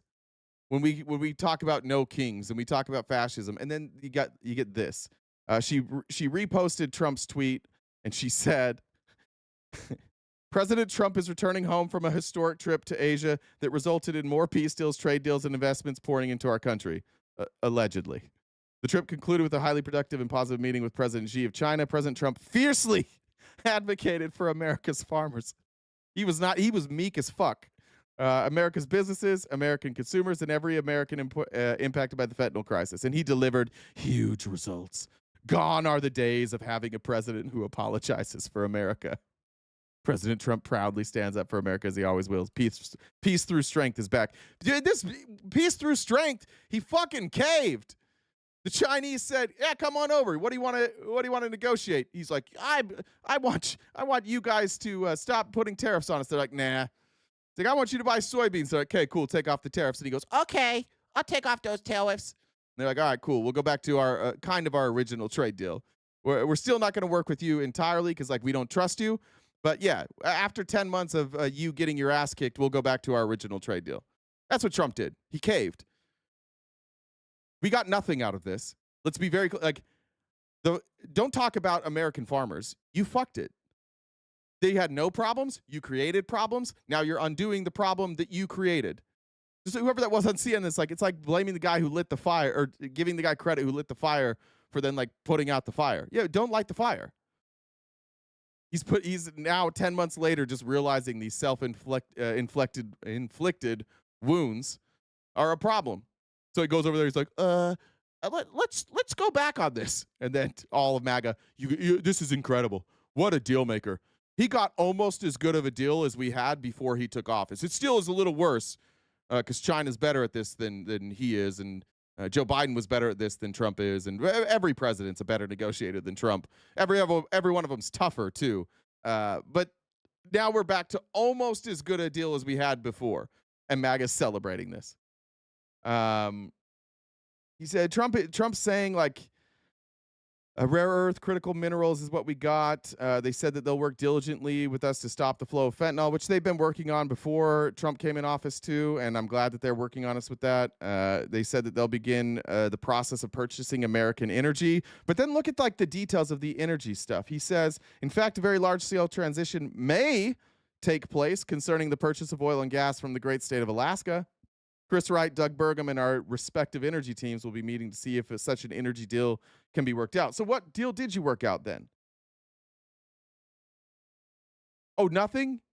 You agreed that you'll begin the process? They agreed to talk to you, dude. They agreed to talk. They said, if you get rid of these tariffs, if you undo all this dumb shit you've been doing, we'll agree to talk to you. Not a deal. We'll talk to you. We'll open up negotiations now. He got absolutely destroyed. China called his bluff. They're better at this. They're way better at this. That's your guy? That's what we're celebrating today? I saw somebody like, nobody will ever give Donald Trump credit for anything. He makes a trade deal, you complain. Or he does tariffs, you complain. He takes them off, you complain. Yep. Yeah, because he shouldn't have done it. So we complained that he did it, and now he's taking them off, and he's like, look what I did. And nobody's buying it. Key points of this trade deal. It establishes a 1-year truce. Taco. Okay, we'll extend it a year. We'll push it back another year. That's what it does. The U.S. is going to lower their average tariff rate on Chinese imports from 57% to 47% and cut the fentanyl-related tariff from 20% to 10%. China has agreed to halt its export restrictions on rare earth minerals for 1 year. The pause allows for stabilization in the global supply of these critical materials used in advanced manufacturing. Both sides agreed to postpone fees on Chinese ships arriving at U.S. ports. And China committed to buying large quantities of U.S. soybeans immediately. So they were buying all of our soybeans. Now they're going to buy a lot. And we've already, like, some of these crops are done for. They're already deteriorated. So the farmers who lost all of their sales are going to get some of their sales back. Cool. What a deal maker. What a guy. Did we lose every Republican here? Did they all just leave? You guys take off? This is hands down the biggest pull your pants down and spank your tiny bottom trade deal in American history. And it's everywhere he goes. Everywhere he goes, they're like, shut up, bitch. No. He's lost every trade deal. The same week that he slapped tariffs on Canada. They made a commercial, and I didn't like that commercial because they put Ronald Reagan's voice in it. And Ronald Reagan would like me. So no more trade negotiations with Canada. We're not going to do that. I think I said he slapped tariffs. What he did is cancel the trade negotiations. This is what it's like having a moron toddler negotiate your trade deals. The farmer said China bought 25%. Well, of his crop. Or are you saying like that's their plan? Some soybeans farmers relied wholly on China. Some it was smaller percentages. But they used to buy like most of their soybeans from us. And now they're going to buy some of their soybeans from us. It doesn't seem like there's like a percentage there. We don't even know. China will also intensify efforts to curb the flow of fentanyl and precursor chemicals into the U.S., which is a great thing. I like that. That was something, though, that the previous administration also negotiated and they were working on. That's just like a return to normal. This is like what Trump did in Canada. and in Mexico, when he's like, they agreed to help us with immigration. They're like, yeah, we were already doing that. Like, we just agreed to keep doing what we're doing. And that's what China just did. China just agreed to keep doing what they've been doing. And Trump's pretending like he negotiated a new deal. That's not new. The agreement includes plans for ongoing negotiations and follow-up work, with Trump anticipating a formal signing soon and a planned visit to China in April of 2026. Apparently, Xi's also going to travel to the United States sometime next year. But overall, like the world views it as a temporary easing of a stupid trade deal, and that's mostly it. So great. So he saved our economy. God bless Donald Jeremetrius Trump. PM42 said, inspired by Johnny, we're all rooting for you. Fuck cancer.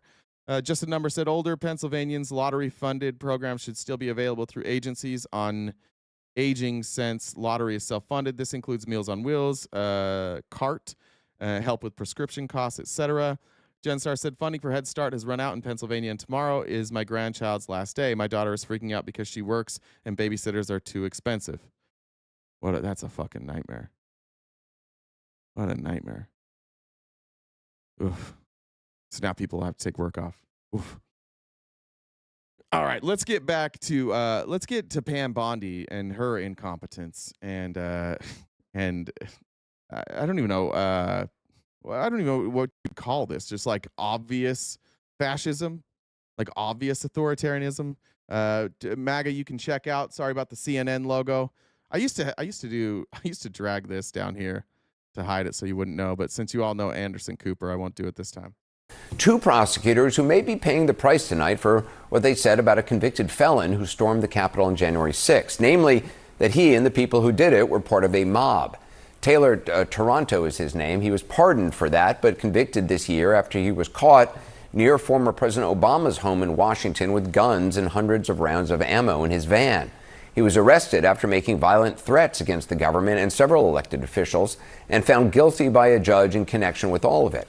Now, the two prosecutors, meantime, who made that case and secured the conviction, they were suspended today for no reason that we know of, just a day after making factually true statements characterizing the attack on the Capitol, which again, Toronto, seen here, circled, and some 1,500 other people were pardoned for by the president on his first day back in office.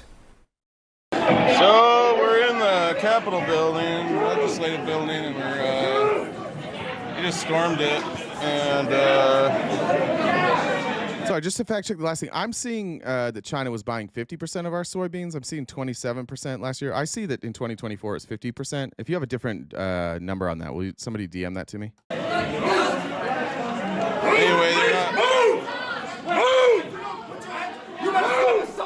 Antifa. Slow talker. Yeah, this is Antifa. That's right. Sorry. We keep calling him MAGA, but this is all Antifa in here. He is, but he said we just stormed it, and he was not alone, obviously. It was recorded on video, an angry mob, thousands of people smashing their way in, many after violently clashing with police, beating some very badly. We all watched it, several of whom later died shortly thereafter, including 2 by suicide. We saw and we heard it all unfold as it happened, a lot of it live, and we're showing it to you right now. Now, here's how those two prosecutors, who were put on leave today, described it in their sentencing memo just yesterday, and I quote, on January 6, 2021, thousands of people comprising a mob of rioters attacked the U.S. Capitol while a joint session of Congress met to certify the results of the 2020 presidential election. Toronto was accused of participating in the riot in Washington, D.C. by entering the U.S. Capitol building.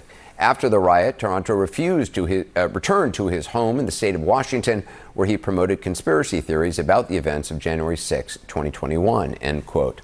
So they filed that yesterday to make the case that he deserved a substantial sentence and were suspended today, according to a person familiar with the matter. Now, that memo, by the way, was... The lawyers were suspended after that.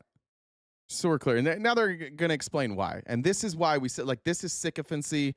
Like, it's so far beyond just, like, general fascism. It's open worship, open fear, like... Any criticism or even anything that could even be like viewed as criticism of the name Donald Trump must be removed.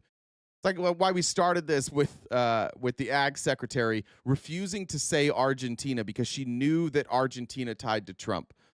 And since she's in this administration, like they must get together and talk about how to do this. They must get together and be like, make sure before you open your mouth, do not say anything that could be construed as criticism of Trump, because Laura Loomer is going to get it in about 12 seconds, and she's going to call him because he takes her calls, and you're going to lose your fucking job. So never, ever, ever, ever, ever, ever, ever say something that might tie back to Trump, even if it's true. Missing from the court docket this afternoon, and has since been refiled by other prosecutors minus any description of January 6th. And though the Justice Department is not saying this is why they were put on leave, the administration has already fired dozens of career prosecutors who handled January 6 cases and pardoned or commuted, obviously, the sentences of everyone connected with the attack. So this is January 6th. These are the hostages. Approximately 1,500 for a pardon. So this is a big one. Well, he's been calling them hostages, of course, long before that, and rewriting the history of that day for about as long. But if, in fact, it turns out that describing the crowd that stormed the Capitol as a mob was, in fact, what got these prosecutors suspended, it's hard not to conclude they were disciplined for speaking accurately. Unless you think that what you see... Yeah, hostages, guys. They were hostages. All of these people who get arrested, who are citizens, who sit in jail for like 2 weeks, those aren't hostages. That's just ICE doing their job. But if you attack the Capitol and you get arrested, months later, by the way, none of them got arrested on that day. Months later, after investigations, if you went to, then you're a hostage. Hostages are what you call Republicans when they go to jail. That's how this works now in this country. Republicans don't commit crimes. They can't commit crimes. The law doesn't apply to Republicans unless that Republican says bad things about Donald Trump, in which case the bad thing is actually probably the crime, and that's what they're going to go after you for. That's I don't know how anybody can see this differently. Like, how do we not see that we have a completely separate justice system now? You do not go after anybody on the right. Nobody. If you have supported Donald Trump openly, if you have given money to Donald Trump openly, not only are you not going to be prosecuted, that you likely will be pardoned or forgiven or encouraged to keep committing that crime. He is not a mob, and what you're hearing is not what people in mobs say.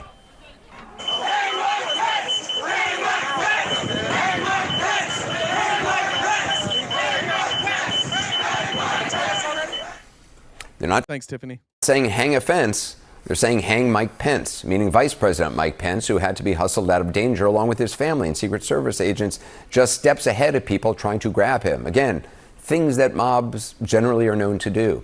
Taylor Toronto was... Sorry, I missed that one. In Riverside, California, some guys posed as ICE agents and then held them at gunpoint, zip-tied the family, and robbed them. I heard about that.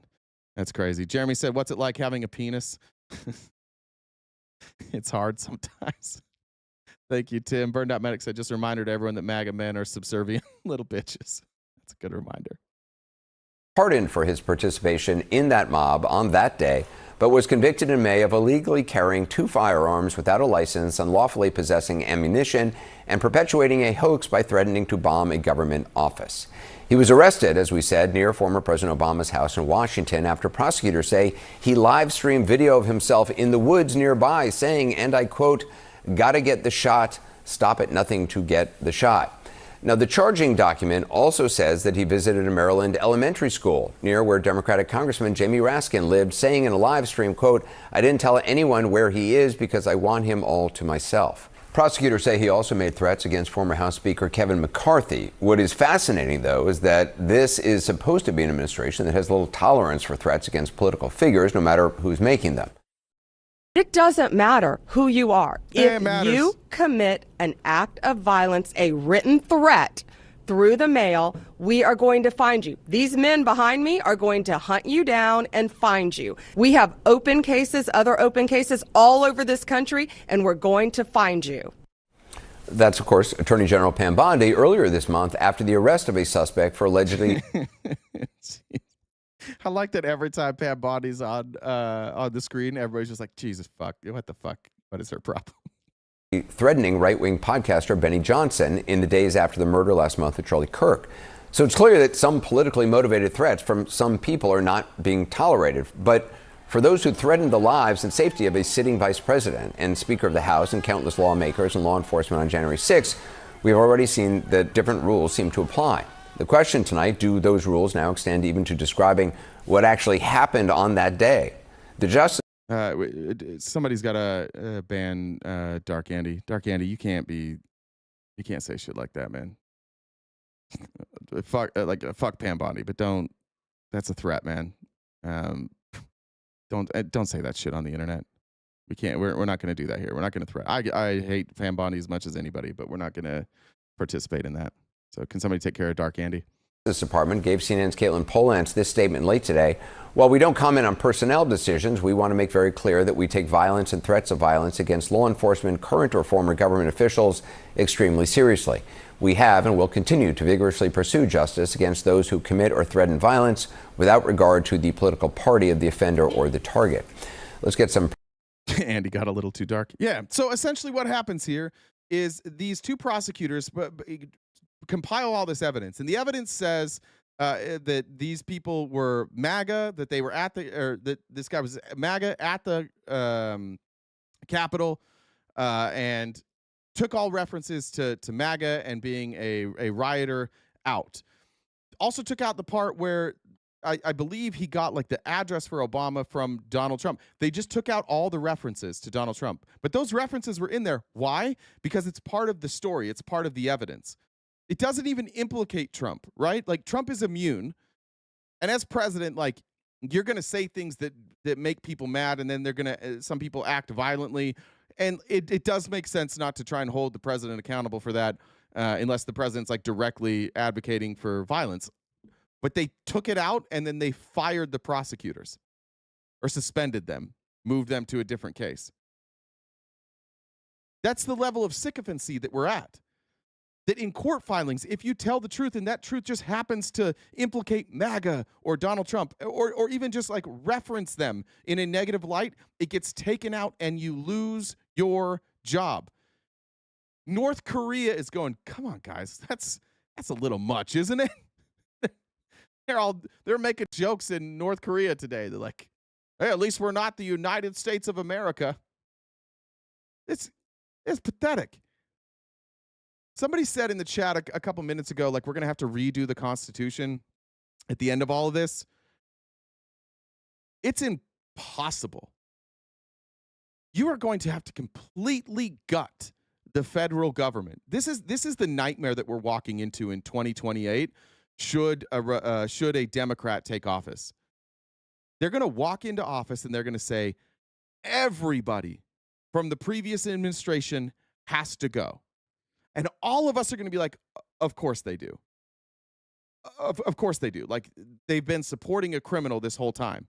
And the Republicans, Josh Hawley and Ted Cruz and Lindsey Graham and Mike Johnson, are going to spring to their high horse. And they're going to go, remember when we did this and you guys were all up in arms when we were gutting all the Biden people and you got upset? And we're going to go, yeah, but like, they weren't criminals. And they're like, oh, so it's only criminals when it's on the right? No, it's just that some were criminals and some aren't. That's the nightmare that we're up for in 2028. Led by J.D. Vance and the rest of these Republican never admit anything bitches. That's why, like, then what? Like, then you're going to have Republicans in Congress. If they somehow are able to get control back of the House, then it's just going to be impeachment hearings. And it's going to be hearing after hearing after hearing of a weaponized Department of Justice. They will always play this game where they accuse the Democrats of doing something that didn't happen. Then they'll do it. And they'll actually do it. And then when you point out that they're doing it, they'll go, oh, well, you didn't care when it was the Democrats. And we're like, it wasn't. They didn't do it. And they're like, oh, yeah, that's you. You're just biased. You can't even admit that it's both sides. Nope, it's not both sides right now. This isn't a both sides thing. And then when we go and we do what we have to do, which is gut these MAGA psychopaths, it's not just the government, though. Like, it's the FBI. It's the Department of Justice. It's ICE. It's Homeland Security. It's judges. Like, we're going to have to do Nuremberg-style trials at the end of all of this. Just from the 10 months we have now, we already have so much to undo.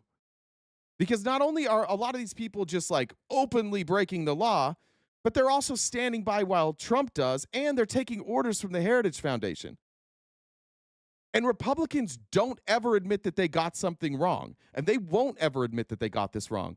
So the damage that is being done now, it doesn't end in 2026 if Democrats get control of the House. It doesn't end in 2028. Even if Democrats control all three branches, you still have a fucking problem in the Supreme Court. You still have a problem with every conservative on the Supreme Court who is a sworn enemy to the Voting Rights Act. They've consistently been knocking down precedent after precedent after precedent to weaken the argument that the Voting Rights Act is actually something that is constitutional. So we have a decades of undoing all this shit. But I also want to say this. 3 times in American history, 3 times, at a time when wealth inequality was was peaking, there's 3 different times that the president then came in and said, tariffs. I'm going to do tariffs. And that was a conservative, whoever the conservatives were at the time, like a party affiliation isn't relevant here. It's about conservatives and people with right-wing ideologies. Every time they did that, they lost control of the government. They didn't regain power for like 40 or 50 years. I do think that's coming. I think that this, like, it is so transparently obvious that 1, they don't have a plan, 2, that everything they're doing is failing, and 3, that they are a bunch of racist, misogynistic, white nationalists. And everybody sees it now. You cannot tell me that this administration, that Pete Hegseth's not a white nationalist. You can't tell me that Stephen Miller's not a white nationalist. You can't tell me J.D. Vance is not a white nationalist or a Christian nationalist. Whatever, maybe he's a Catholic nationalist now. I don't know if he considers like Christianity and Catholicism to be one, but like it's really irrefutable now. And the country as a whole, as much as this sucks that we're watching this, like one person at a time is waking up. One person, and eventually, like the white nationalists will be stuffed back in a corner, and in about 80 years, they're going to have another resurgence. And they're going to come back up, and they're going to blame immigrants, and they're going to blame poor people, and they'll rise to power, and they'll say that finally, we're taking our country back. And within years, sometimes months, depending on how stupid the president is, everybody turns on them. And they turn on them because none of this works. Trickle-down economics doesn't work. Tariffs as a foreign, as a tax revenue source doesn't work.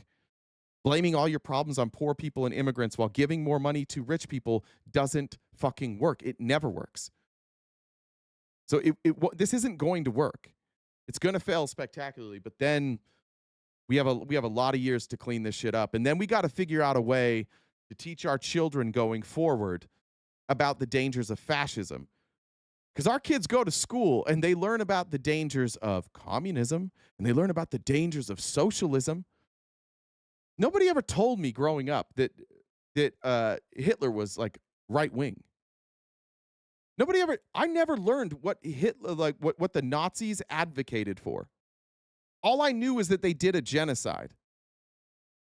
Then like later in college, we learned more. Like I went to Utah Valley University. We learned a little bit more, but it was more about like how the war operated and how the sides operate and how and war strategy. But in this country, nobody ever tells you that Hitler was a right-winger. Why? Because the rich people in this country, the Nazis in this country from the 1920s, became conservatives. They rebranded. They call them America First Conservatives. And they've been in control of everything because they always have all the money.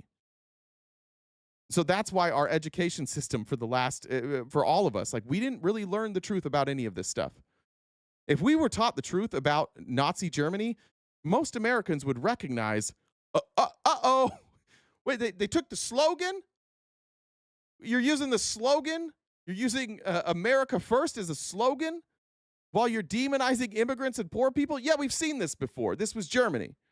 Yeah, we've seen this before in America. That was the American Nazi Party. But they never teach you that. There's a reason conservatives don't want to teach accurate history. Because the harsh reality about conservatives, and sorry, MAGA, if you're here, you guys don't mind slavery. Slavery's fine with you. You just need a small, you just need some way to justify it. You know that that's true. You just want to be able to justify slavery. You want to be able to justify class systems. You want to be able to justify bigotry based on where somebody's origins are. To be honest, MAGA's stupid as fuck. Yeah, well, I mean, on purpose, right? We don't educate them. We have slavery's legal in this country. If there's any MAGA left, like, are you guys aware that slavery is legal in this country? And I'm not even talking about, I appreciate that Princess PayPal saying $7.25 an hour is slavery. I appreciate that. But like, actual slavery exists in this country. If you commit a crime, you get to be a slave. We're aware of that. And it's a massive industry. And the people running that industry are giving Trump millions of dollars. When they see ICE rounding people up, when they see, oh, maybe we could have a detention center. And on top of the money we're going to get from the government for holding these people, maybe we also like have some businesses and these folks work for free for basically for free. And we'll profit off of their 30 cents an hour that they make. That's the reality about conservatism in the United States, is that they will justify slavery. They will justify starving people. They will justify letting people die from not being able to see a doctor. And they'll justify it always with money. Like, oh, it's important. They got to keep the rich people rich. It's very, very important. That's what we have to undo. And we've got to redo our education. It's going to be a fucking night. By the way, if anybody ever wanted to get involved in education and politics, post 2026 is going to be a good time for everybody with good ideas. And then we got to drop, just to bring it all back, we may have to drop like the purity test, because there's going to be some people with questionable things in their past that come up that are going to be on our side, and we're going to have to figure out a way to take some of these people in. Some of these people who were like openly pro-Trump. Like, I mean this legitimately. I think Marjorie Taylor Greene will wind up on the left. And I only say that because I've never seen anybody get to the point that she's at and go back. Have you ever seen somebody start talking about the importance of government subsidized healthcare and healthcare for everybody and affordability for healthcare and pushing back? Have you ever seen somebody push against the Republicans for that and then go back the other way? If anybody can do it, it's Marge. If anybody can do it, it's Marge. She has a unique ability to compartmentalize shit and just ignore it. But like, there might be a scenario 3 years down the road where Marjorie Taylor Greene is like, I'm an independent now, and she votes mostly with Democrats. That's a real thing that might happen. You might have, Fetterman might be another one. I don't think Fetterman's going to be popular enough to keep his seat, but like, which way's the wind blowing Fetterman? There's going to be some people that like we may have to bite our tongues, plug our nose, and bring back in. Mitt Romney, he's probably not going to be alive. How old is Mitt Romney? He's like 80, isn't he? He's never getting in politics ever again. I don't think his family. He's 78. His family would never let him get back into politics. Fetterman's too Israel for. Yeah, but if you can get rid of the AIPAC lobby, which I think is going to happen, and you can get rid of Israel's influence, then Fetterman will just go with whoever else is giving him money. I think more than anything, Fetterman is just money first. We are not bashing Mitt Romney here. We will not. Mitt Romney is a saint, a Latter-day Saint. Just kidding. You guys can talk as much shit about Mitt as you want, but don't make fun of his hair, because his hair is beautiful. Yeah, Mitt's that old. He looks great for 78, doesn't he? A lot older than you think. That's what happens when you're like a strict Mormon that also is health conscious. You wind up looking like that. Papa Baggins said, did we see the leaked document news from the National Guard Bureau? I don't know anything about that. Hold on. I did want to say this because I missed this. Somebody in the chat, sorry I didn't bring it up first. I didn't know this. Apparently yesterday there was a closed door meeting about the strikes on the ships. This is from Jamie Dupree. Shutting Democrats out of a briefing on U.S. military strikes and withholding the legal justification for those strikes from half the Senate is indefensible and dangerous. Decisions about the use of American military force are not campaign strategy sessions, and they are not private property of one political party. For any administration to treat them that way erodes our national security and flies in the face of Congress's constitutional obligation to oversee matters of war and peace. This partisan stunt is a slap in the face of Congress's power or war powers responsibilities and to the men and women who serve this country. It also sets a reckless and deeply troubling precedent. The administration must immediately provide to Democrats the same briefing and the OLC opinion justifying these strikes, as Secretary Rubio personally promised me that he would in a face-to-face meeting on Capitol Hill just last week.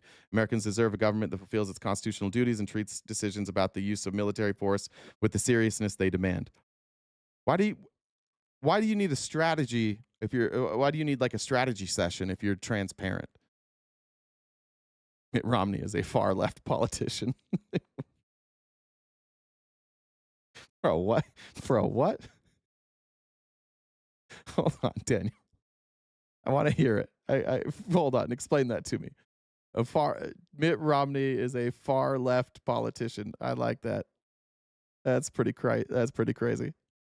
I'm interested to hear that. I'm interested to read what you have to say. And then what did you say about leaked document news from the National Guard Bureau? Let me pull that up real quick.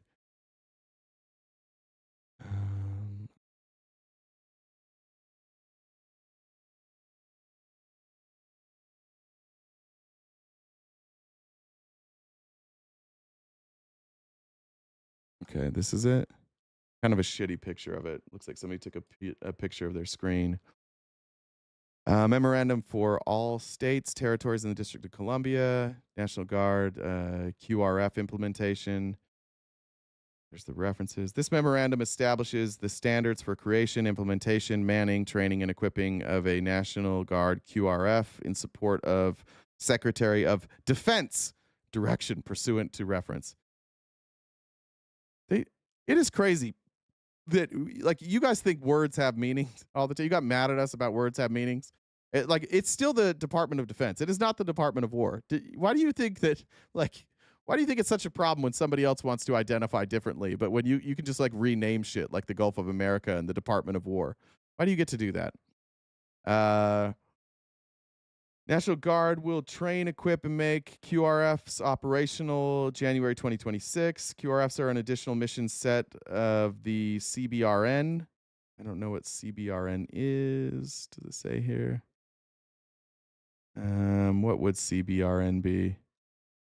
Assistance support elements, portion of the Homeland Response Force, trained in civil disturbance operations and prepared to deploy with 25% of the force in 8 hours. NGB will field each case state with 100 sets of crowd control equipment to be used to support this requirement. All units are authorized an additional 5 days of training to accomplish level 1 and 2 training requirements. Commanders will be responsible for maintaining a small cadre of trainers. What are they preparing for?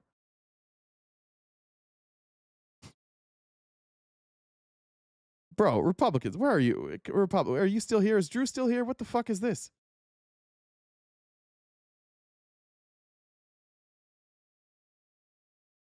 Every time the National Guard has had basically no problems. People aren't even fucking with the National Guard. Why are we pretending like this is escalating?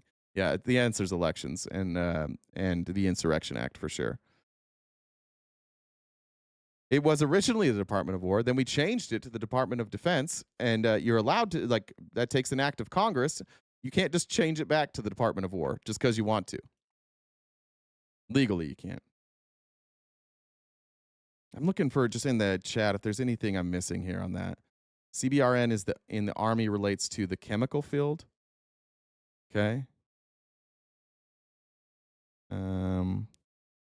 Just seeing if there's anything I missed there. Yeah, look, a cynical person could say, if you cut off food stamps, if you cut off health insurance, people are going to get pissed off and they're going to start rioting, or they might start stealing because they don't have any money, and then you bring in the QRF and you take them out. Like, it's just an all-out war on poor people by this administration. This is so pathetically obvious that you guys are just literally at war with poor people. You're just going to use poor people as an excuse for an authoritarian regime. There's no. Is this MAGA? Is this what you signed up for? I just want to know, MAGA, did you sign up for cutting benefits for poor people and then National Guard in the street? I just want to see who's here that still is there. Like, how many of you still say this is what you signed up for? Thanks, Marianne, for the super chat, and Kirsten as well. I read that one from PM. Guy said, or DNC Warrior said, thanks for all you do. Thank you. That came through. And I think I got Tiffany's as well. Over here to Jen. Did I miss any? I don't think I missed any there. All right, I'll update the total here in a minute. If anybody gets any additional details on that, I'll have to look into it. I don't know enough about what those abbreviations mean or Army operations. If any of you have some additional context on that you can send me, that'd be awesome. All right. This is Jake Tapper on with Representative John Rose, who I believe they'll do it here, is from Tennessee. Talking about the shutdown and the SNAP benefits. Now, again, like, you absolutely could pay for SNAP benefits, and they're not. And that's another part of the Republicans' strategy that we need to force them to own consistently. Donald Trump chose not to pay out SNAP benefits. It's a choice. Yes, they'll be paid later, but right now there are people with no money. It's the end of the month. They have no money. At the beginning of the month, they probably have rent due, which is going to take up their whatever money they have, and now you need SNAP benefits for food. That's why SNAP exists. Some people are working, some people aren't working, but SNAP benefits give them food. So for however much longer they drag this on, those people aren't going to have money for food. So they're going to have to rely on the hospitality of others. They're going to maybe have to rely on organizations or churches, but churches they're trying to make money. Food banks, they're going to have to rely on others, which is a tough thing to do too. Like, even if nobody wants to go and ask for help for food, that's a shitty situation to be in. And if somebody around us in our Discord or whatever, if you guys need help, please ask. And we understand that you don't want to do that, and that's a shitty situation, but please do. However, it doesn't have to happen. We absolutely can do this. We absolutely can pay for it. And any argumentation that's like, oh, well, we have to save this money for a rainy day. No, we don't. No, we don't. We can get money elsewhere another time. But through the USDA, we absolutely can fund this. But here is John Rose going to just lie, I guess. Well, let me ask you, there is a $6 billion contingency fund at the Department of Agriculture that until... That's a good point. This is the rainy day. Yeah. September 30th, the Trump administration said they could use to help keep SNAP going even during a government shutdown. But now the Trump administration has said, oh, no, we're not going to do that. Those funds aren't for that. The top Senate appropriator, Republican Susan Collins, says her team's analysis is that the Department of Agriculture can use that fund. Shouldn't you support using that contingency fund to pay for SNAP so kids like the Sorayas that we just heard from don't go hungry? Well, that certainly seems tempting, but the fund, $5.6 billion. Tempting. It's tempting. Billion is not nearly enough to cover the cost in the short run. And secondly, that fund is there for emergencies, and we have a hurricane bearing down on us now. And so if we use those funds here, then they won't be able to be used elsewhere. And we see Democrats make these trade-offs all the time. What about those hundreds of billions and trillions of dollars that we took in tariff revenue? Remember, that definitely exists. Why don't we just use that? Where they pick winners and losers with funds like this. And so I think we have to be careful if we take something that's there for an emergency and use it when the answer is simple. The audacity of sitting in a suit in a very nice house talking about picking and choosing winners and losers when you're talking about people eating and not starving, specifically children. Well, we don't want to pick winners and losers. If we feed these kids, then maybe there's another government program that we have to shut down. Just feed kids. Feed kids always. Always, always, always. No matter what the problem is, feed the fucking kids. They didn't fuck this up. Feed the kids. Always. No matter what. Doesn't matter what your budget is. Doesn't matter. It doesn't matter where the money's coming from. Feed the fucking kids. How much money is that QRF costing us? What about all these? What about all this loan forgiveness for ICE agents? What about the $40,000 signing bonuses for ICE agents? Yeah, we'll arrest kids. We'll take their parents away from them. We'll terrorize kids on Halloween. Yeah, we'll do all of that. But don't ask us to fucking feed them, because we're spending that money to make them scared. We're cutting education budgets. Where are we doing instead with our money? Well, we're building up our military. Kristi Noem's got some new jets she's got to fly around on. Feed fucking kids. Like, how's that not the everybody's standard? I cannot for the life of me figure out how we have disagreement here with Republicans and Democrats. Feed kids. And then extend that. Feed people who don't have money for food. Feed humans. Do we need to start back at the basics with the Constitution and promote the general welfare, provide for the common defense, ensure domestic tranquility? Do we need to go, like, have you all forgotten what the whole fucking purpose of having a government is? This is the purpose of government. The purpose of government is to take care of their people. We have the money, clearly. We had plenty of currency that we could swap with Argentina, clearly. We have plenty of money to pay for military, clearly. We have plenty of money to pay for ICE, clearly. Imagine being a Republican today and waking up and going, I'm so proud of my president. We're spending all this money on ICE, and we're cutting it food funding for poor people. What a great president. God bless America. The Senate is in Washington. 5 or 6 senators could join all of the Republicans and get this done and reopen the government and spare people like Ms. Burdine and her family, her 5-year-old and her 6-year-old, from the suffering that the Democrats are using. Or fund it! Fund fucking SNAP! These are adult human beings. Well, we'd like to feed them, but the Democrats just won't let us open the government up. The Democrats are fighting for health insurance, so fuck them kids. Feed the fucking kids. I don't know how Jake Tapper's just sitting here listening to this, honestly. Like, he's more professional than me. Feed the fucking kids. Feed the fucking people. Don't let people starve over politics. Just feed them. If Democrats aren't going, even if you want to blame the Democrats, still feed the fucking kids. Go on TV and be like, we have to drain this fund and we have to take this money and feed kids because the Democrats won't open the government. Fine, do that shit. But don't say we can't feed the kids when you absolutely can, and then be like, well, we can't feed the kids because then the Democrats get more leverage. We got to use this leverage. Our leverage right now, and this is the tough reality, is that Republicans' leverage right now is kids and poor people are going to go hungry. And Republicans are saying, we don't think Democrats are willing to let them suffer that long.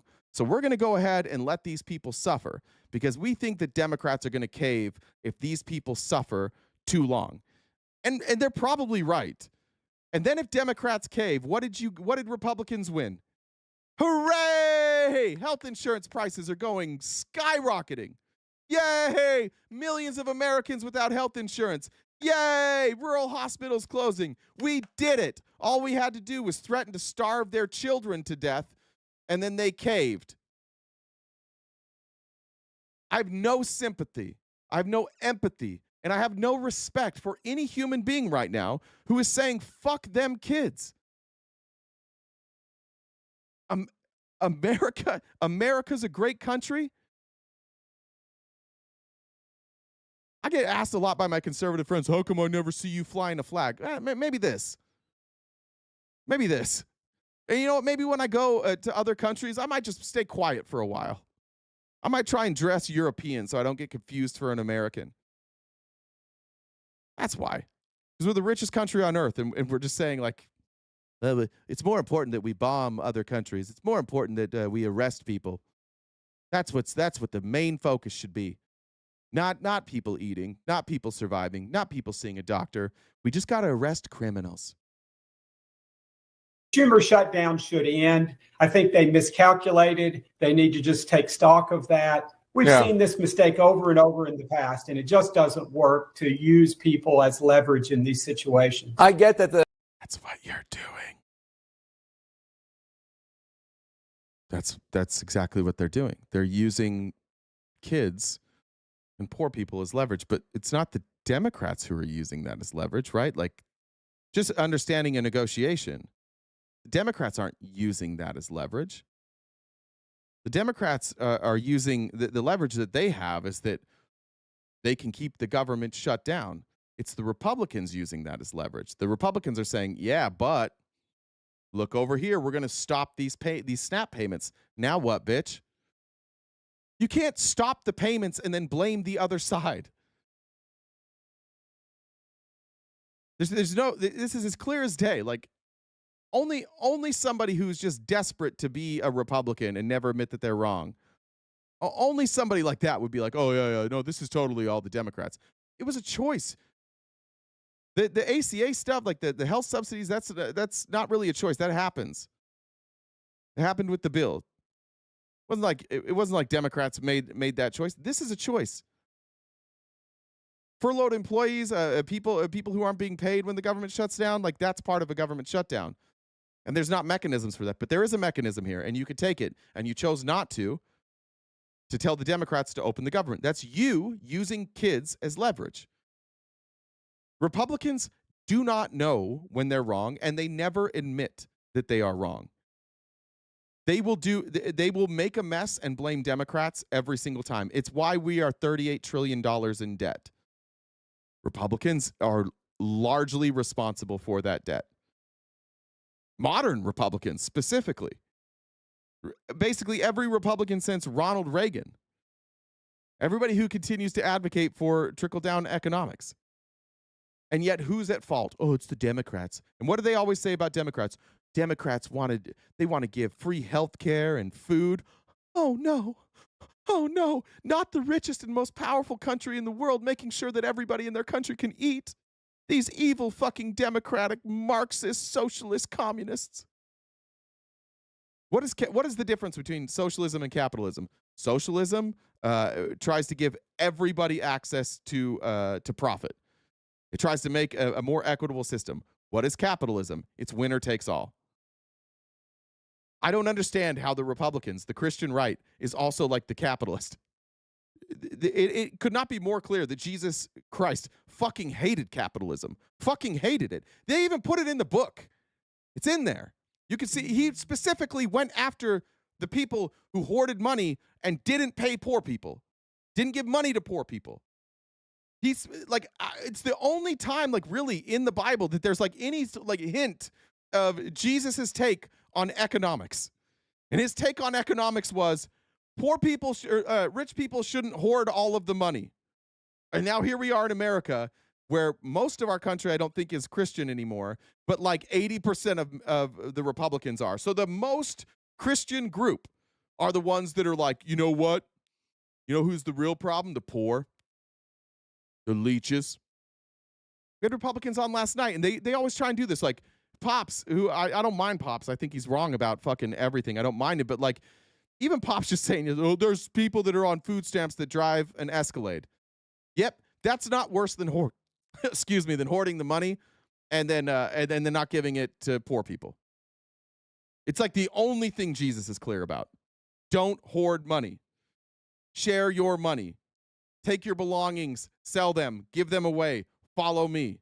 In fact, he even gave you the most ridiculous analogy ever. You got to imagine, if Jesus is real, he's got to be up there like, how the fuck did they miss this one? I literally told them that it is easier for a motherfucking camel. Have you seen a camel? Any size. A newborn camel, a stunted growth camel, any size of camel. It is easier for a camel to fit through the eye of a needle than a rich man to get into heaven. Jesus is like, they'll never fuck this one up. I made it so obvious to them that like being rich and hoarding that wealth, especially when poor people are around, is a fucking sin, and that you can't get into heaven if you hoard wealth and don't give it to poor people. And somehow the Turning Point USA, Christian right, Jesus is King right is like, Keep all that money. Fuck yeah, Elon. Fuck the poor. It's like the only lesson. He's got to be. If Jesus is real, he is not pleased with you guys. You missed the whole fucking lesson. The point of that is it's so absurd. It is not possible for a camel to fit through the eye of a needle, which means what, Republicans? If you are rich, you're not going to heaven. That's the rules. We didn't make them. Jesus did. Yeah, but I really like all of my money. And so I'm going to ignore that part. And what if we went to Leviticus and started worrying about who everybody's fucking? What if we worried more about where you're putting your penis instead? What if we ignored that part and we just focused on sex? And what if we started trying to control how everybody had sex? You ever notice that, Christians? That modern Christianity is just you telling everybody who they can and cannot have sex with, what you're allowed to do with your hand in your own private time. Have you ever noticed that's all the fuck you guys ever talk about is how bad poor people are and worrying about who's fucking who? If Jesus is real, oh man, he fucking does not like you. Hey, like he's tipping over your tables. He'd walk into your house. He'd take the whole shit and turn it upside down. Put Jesus in charge of the government for 1 week, and guess what the fuck happens? Trump's gone. Gone. Every Republican, gone. Get the fuck out. Military, gone. Get the fuck out. ICE, gone. Get the fuck out. Border Patrol, gone. Get the fuck out. You know what he's expanding? Access to health care. You know what he's going to do? First thing Jesus does. Everybody go see a doctor. I don't care how expensive it is. Go see a doctor. You need food? Yeah, we got you. We got food for you. Sir, I don't like paying so many in taxes. Yeah, I don't fucking care. Shut the fuck up. You got to go. We're not talking about taxes here. Do you have a house? Yeah. Is it big? 4,000 square feet right on the waterfront. All right, you fuck out. Go sell your house. Go sell your house. Buy a small house. Take what's left over. Give it to poor people. They're going to buy a house. They're going to buy food. And when everybody can eat and everybody has a house, then we can talk about money. Like the new background should be Jesus fucking hates you. I don't believe in him, but if he's real, he doesn't like you. He doesn't think you're doing good things. We had 33 years of the life of Jesus, and of which like basically 3 years we have a record of. And that entire time, the time he's like, guys, listen, I know we've been friends for a while. I know we're embarking on this mission together. What I need you to do is I'm going to teach you some important lessons here, and you need to write them down. And this way, everybody who believes in me for the rest of eternity is going to understand the right thing to do. Because remember, I'm the son of God. So the guy in charge of all this, God, that's my dad. And I can talk to him. I can just go over there and pray, and I talk to him. So please remember that I talk to God, and God is telling me to do this. And God told me to tell you to write all this shit down. They're like, okay, great. So they go out on a walk, and they're walking, and he's like, let me tell you a story on this street. Let me tell you a story to illustrate my point that we need to help the poor people. Let's say that there's a man who's been beaten on the side of the road and needs water, needs food. And he looks kind of icky. He looks homeless, perhaps a drunk. And people with money kept walking past this man, looking down on him with disdain. Ew, look at that gross poor. Look at that gross poor over there. Turn your eyes the other way. And then finally a Samaritan came by, a poor man, a humble man, somebody that didn't have much. And the Samaritan said, well, I've got something, so I'm going to give it to you. And Christians now today are like, ew, you got to get those guys out of our city. They're gross. I don't like looking at them. Homeless people in our church, when there's a hurricane, you think we're going to put them in our church? Then our church is going to be stinky. It's going to smell. They might steal from our church. We can't let them in. No stinky homeless. You guys are so fucking far removed. This is why I hate my home state. I fucking hate Utah. Because all of them. I watch BYU football still, and they'll put on like these BYU commercials, and they're like, the Church of Jesus Christ of Latter-day Saints every year gives over $10 million to charity. We're helping keep the world from starving. and giving them pure drinking water. And you're like, hey, that's pretty cool. And they're like, you gave how much? $10 million, $100 million? That's crazy. How much money do you have? Oh, you've got trillions? Oh, why don't you just end world hunger? The Mormon Church could pay for everybody's SNAP. Did you know that? The Mormon Church could step in right now and pay for everybody's SNAP benefits, and it would be fine.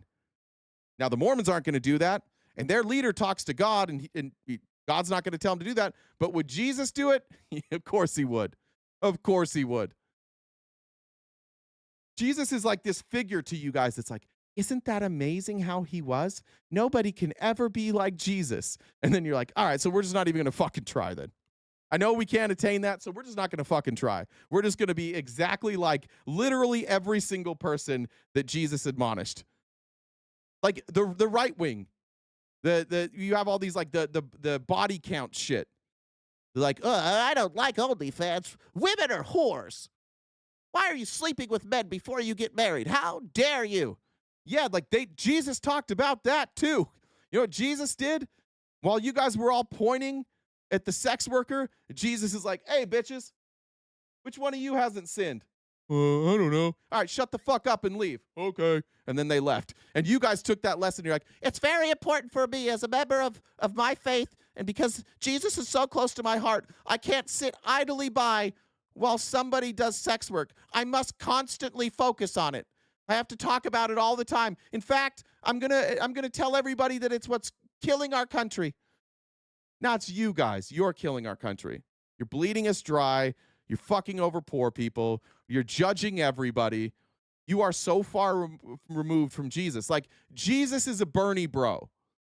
You all know that's true. If Jesus was supporting one candidate, I'm going to bet it's like Bernie or James Tallarico. He's not siding with any of you. Think of your party. You think Jesus and Trump are going to be walking by?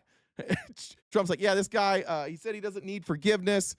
Cheats on all his spouses, doesn't apologize for that, talks bad about everybody, demeans other countries, demeans everybody who disagrees with him. You think Jesus is going to walk with Trump?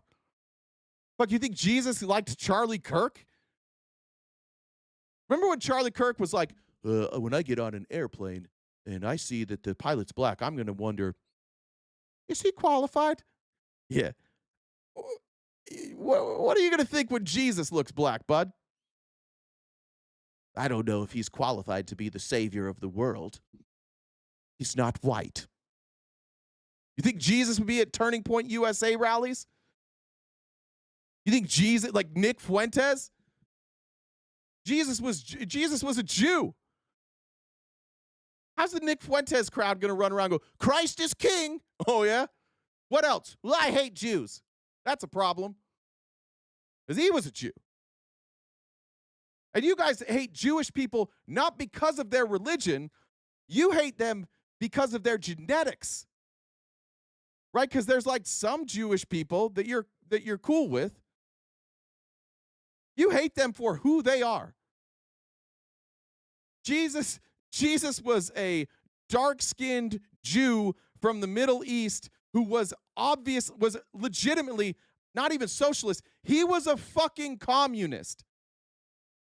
No currency, no class system, no government. Just follow God. We don't need a government. That's communism.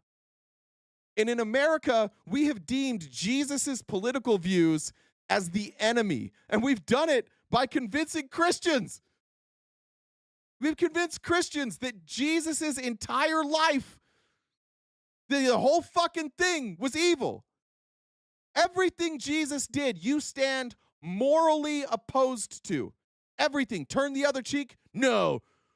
We fight fire with fire. Forgive? No. Treat everybody as your neighbor? No. Take care of the poor? No. Give all your wealth away to make sure everybody's taken care of? No. I can't, it's impossible for somebody like me who has left religion to look at my religious friends who stand up every day like they have some moral high ground. You don't have fucking morals. You don't have any morals. It's like it's like reading Harry Potter and at the end being like, you know who I really liked, Voldemort. Voldemort was kind of the dude. He made some really good points, you know? Muggles were a problem. You ever read that book? You ever get the symbology there? Who are the Muggles? Like Hermione is a Muggle, right? And they called her legitimately a mudblood. That she was poisoning the blood of the other wizards. Everything. Every good story ever. You guys are the bad guys in every fucking story, including the one book that you think is universally true. The Bible is the word of God. So what are you doing about it?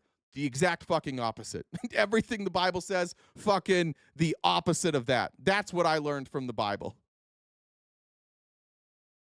And that's how we got to this point.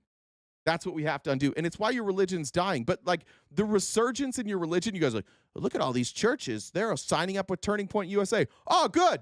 Oh, good. Yeah, let's get more churches who think that brown people aren't capable of doing a job. Let's get more churches who judge people based on what they do with their genitals. Good idea. Are those churches, is there a monetary benefit there? Oh, it is? It drives membership and tithing? Oh, okay, yeah. Let's make sure those churches get rich. I don't know if you guys follow like what Candace Owens has been doing, but like Charlie Kirk's chief of staff, his son, Charlie Kirk's chief of staff, after Charlie Kirk was shot, he like ran around the corner, and his dad, who's a preacher, tells this story of how the first thing his son did was call him and be like, we got to pray, Dad. And then after that, he's like, we got to continue this movement. Charlie told me, Dad, that he wanted us to take up the mantle to continue this movement, Dad. And so Dad goes up there and he's like, my son was so clear-minded that when his best friend died and he was covered in blood, which isn't true because his son literally ran and like jumped up on this thing and just started taking a selfie and made a video. It's like, they got Charlie. Charlie's dead. Charlie's dead. It's like that son, he was so aware, so connected to God that his first thought was to call me and tell me we have to continue this movement. So welcome to the Charlie Kirk Church of Turning Point USA. Oh yeah, Jesus has got to be in there sometime. Of Jesus. Give us your money. You're the Pharisees. You're everything, Jesus. Like there's not a single scenario where you guys are the good guy in any fucking Bible story ever. You're always the bad guy. You're the bad guy in every movie. You're the bad guy in every book. You are the people that are defending the rich, shitting on the poor. We're going to watch, I'm just going to announce it now. Our next movie is Newsies, just so we're clear. So our next movie night, members only, I hope you guys enjoy it, will be Newsies. Not this Monday, but the following Monday. And the story of Newsies is the story of what's happening right fucking now.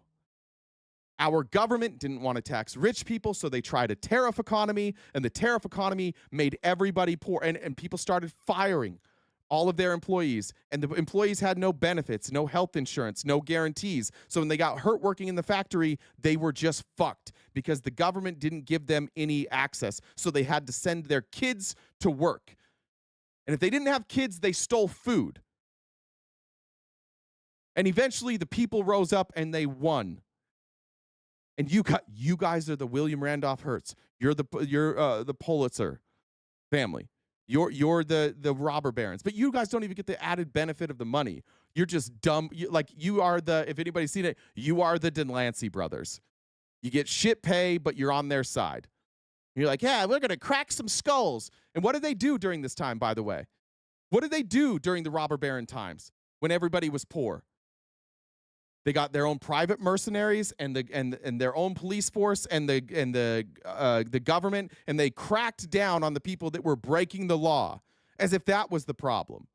And they started jailing people and beating the shit out of people. And unions started forming. And unions said, fuck this, dude. We are not just going to sit here and starve and be peasants while you guys are rich. And what did they do to the unions? They busted them. What do the Republicans do to unions? You bust them. You're the bad guys every fucking time. Every fucking time. And here you are again, just not realizing it.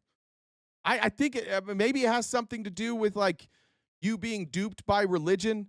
My only guess is that religious people who are this way, because I'm based on my own experience, you are conditioned from the day you're born, if you're born into a religious family, to believe things with zero evidence. And that conditioning matters. You can't separate that from your real life. Trust me, I tried. You cannot do it. There's not a Republican Christian out there that can do it. Charlie Kirk couldn't do it. Sometimes you wind up getting to a position where you're like, you know what? I don't have any evidence of that, but I just believe it. So when you're raised in a Christian household, anybody who here that's Christian on our side of the aisle or otherwise, just know that part of your responsibility as a parent in a Christian household is to teach your kids that evidence matters, maybe everywhere else besides your religion. If you want to keep those views, evidence matters. Otherwise, they're going to be used to just like people who talk like them and they believe them. That's who Donald Trump is. He talks like you. He says the shit you want to say, so you believe him. And then when he doesn't do any of it, and when it's the opposite of what he does, you don't realize it because you've been conditioned to do that, because your minister does that, because your minister teaches from the Bible, your bishop, your pastor, whoever it is, they teach from the Bible, but they don't keep the Bible. They're not opening up their church to people who don't have homes. They're not taking that tithing and giving it to the poor and living meekly. They're living good lives. So you're like, every week you go to church and they give you this message and it makes you feel good. And they're like, you got to trust in Jesus. Your sins are forgiven. But remember, you have to stay close to Jesus. And as part of staying close to Jesus, it means you have to sacrifice. And by sacrifice, of course, I mean, give me your fucking money. And you're like, okay. And then you give them the money and you go home. You're like, I feel good. I sacrificed for the Lord today. And I sinned all week, but then I went and I sacrificed for the Lord. And I gave the Lord some money. And so now we're good. That's the only explanation I can really have, is that, like, as to why the Republicans still have any support at all, is because it's just a bunch of people who are conditioned to not rely on evidence ever. And when the evidence is actually wholly against you, that's like a sign that it's more right. Like that's what Christianity is completely debunked, like scientifically. All the claims that they made, you can't back up any of that stuff, but you still believe it. And I'm fine with you guys I'm fine with anybody believing that, but like that bleeds into your regular life and you need to understand that. But that's how I think we have this bastardization of Christianity, where it's like just all the rich people. And now we'll continue after that 40-minute rant. Kristen said, thanks for super chat. I got that one. Marianne, thank you. Papa Baggins said, did we see the leaked? Oh, I got that one. We did see that. Alicia said Jesus rant was the best in weeks. Thank you. Lisa said for truth. Thank you. And I miss here. Don't think there. Let me check Jen's messages. Jocelyn said Jesus drove a Honda but never spoke of it, for I speak not of my own accord. And thank you for the tithing to the Church of RTP as well. Appreciate that. I'll update this while we finish the video. That $6 billion in contingency funding is a short-term solution, only 2 or 3 weeks worth of SNAP funds. But that means a lot to those kids. And if Senator Susan Collins says they can use it, she's the head appropriator on this matter, she says they can use it for this, why not just do it? We're talking about an emergency situation here of kids and seniors and disabled people and veterans being able to eat. Well, my understanding is Senator Collins may be right, but my understanding is that the administration made the assessment that those funds could not be used for this purpose. And more importantly, that they're there to make way or to provide for emergencies. And so I think, again, we need to just get the Senate to get us back in business. I don't understand why he says like the administration made the assessment that this couldn't be paid. They didn't. They're not even saying that. Everybody, you can just look it up. If you look at, I think I searched this earlier. Let's see. I searched earlier. The search term was, is there a legal mechanism to pay out SNAP benefits from the USDA contingency plan? And that's what he's saying. And you guys can do this too. The direct answer is yes, there are legal mechanisms related to USDA contingency funds to pay SNAP benefits during a funding lapse. Current practice and legal interpretations have been contested and subject to administrative decisions and court actions. The core issue is whether the USDA can access contingency reserves or require alternative funding to continue SNAP payments if regular appropriation is unavailable due to government shutdown or funding gap. Recent coverage indicates a split between what some analysis suggests is legally permissible. However, they've done it in the past. So we have precedent here. The reason there's a split here is because everybody before now has agreed that you can do it. And now Republicans are pretending that it's illegal. And they're just saying it. Nobody's ever ruled this illegal. It's been we've used USD contingency plans before. Of course we can do this. But like imagine like on our side, this administration going, well, you know what? I'm not really sure if it's legal. That's basically your whole fucking administration, is doing things that are illegal and daring the courts to stop you. You guys do illegal shit all the time. You get slapped down by the courts like every single day. You just want poor people not to have food for one of two reasons.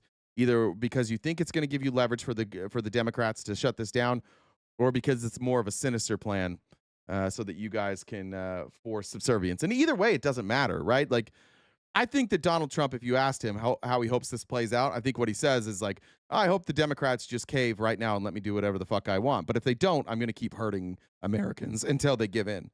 I think that's the plan. So I don't know that if they necessarily want people to be starving and stealing so that they can bring in the Insurrection Act.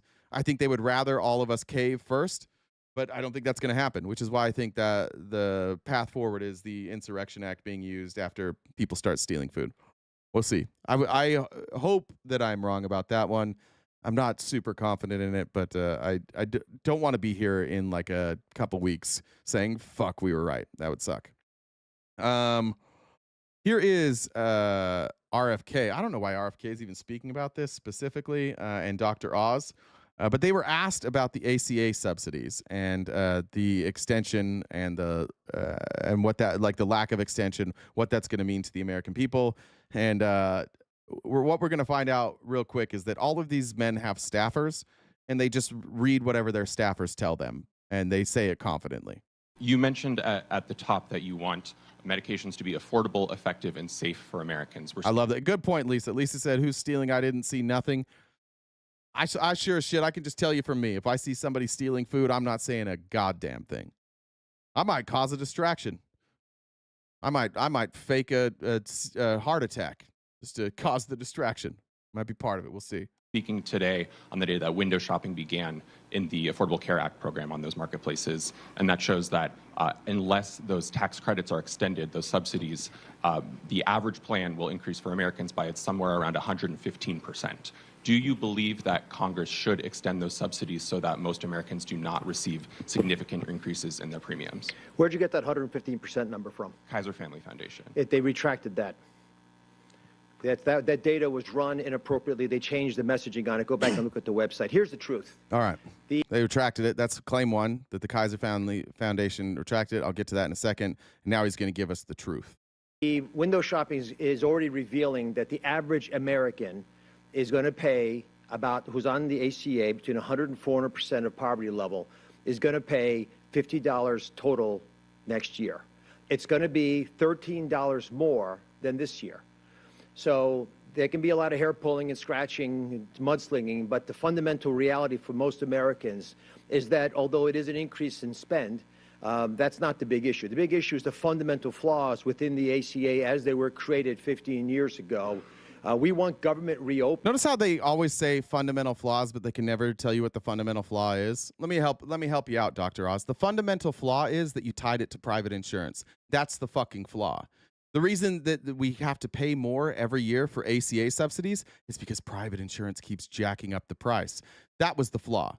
Now, they can't say that because they want private insurance. They think private insurance is the answer to everything. But the fundamental flaw is that we were cowards. And we did this like hybrid model, which is fucking stupid and doesn't fucking work. That's the fundamental flaw. You know, we wouldn't have to pay more if insurance companies weren't charging more. And you can't tell me that insurance companies need to charge more because they keep making record profits. And then their stockholders are making record profits. So that's the fundamental flaw that they never tell you, which is a bizarre thing. How on earth could subsidies be the flaw? How could that be the problem with our healthcare? Just like mathematically. Imagine that you have a bill every month of rent, and you get $200 that's subsidized by the government out of your $1,000 in rent. And then the next year, like your apartment complex, they make record profits. And then the next year, they raise the price to $1,200. And because it's a percentage, what is that, 20%? That's $240. So then next year, you get $240. So now your subsidy had to go up. And then that year, the apartment complex makes record profits. So they raise it to $1,400. And then the next year, your subsidy is $280. What kind of small-minded dumb shit is it to be like, actually, I think what the problem is the subsidy. The subsidy, you see how the subsidy keeps going up? That's the problem with our government. It's runaway spending. No, it's a percentage, you dumb bitch. It's a fucking percentage. That's how percentages work. The amount that you pay on a percentage doesn't go up unless the person charging you charges fucking more, right? So if the price went down, guess what? You'd pay less. If you get a 20% subsidy and the apartment drops it to $900, then you're going to pay get $180. Yay, we saved everybody money. But this is how dumb Republican economics are, is that they're blaming the subsidy for the problem. That doesn't make sense. It doesn't make any fucking sense. The subsidy can only move if the price moves. The subsidy doesn't move the price. The price moves the subsidy. It's basic. It's not even economics. I don't even know what this is. If you asked this question in Economics 101, your teacher would be like, bro, have you done math before? Is this your first day doing math? Do you not understand how percentages work? You get laughed out of the room. Or you'd get elected as a Republican, or you'd get put into the administration to be in charge of medical decisions. I like the way that you think. See, Republicans, they're creative thinkers. What they do is they look at reality and they go, what if we pretended that wasn't what happened? So that we have people working, running the numbers, trying to help experts, actuarials, insurance company experts, to try to figure out more holistic ways of dealing with the bigger challenges that we face in America with increasing costs, which I don't think the enhanced... What the fuck would a holistic way be?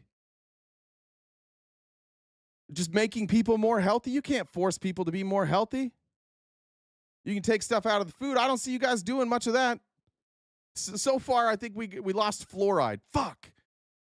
And now you're not supposed to take Tylenol. That's so far what we got. So the thing is we need to attack this problem. So what we're going to do, we need more holistic ways to attack this problem. Now, we're not going to do any of that shit. We're actually going to sit on our thumbs and spin. But on top of that, we're also going to get rid of the funding that helps people afford it.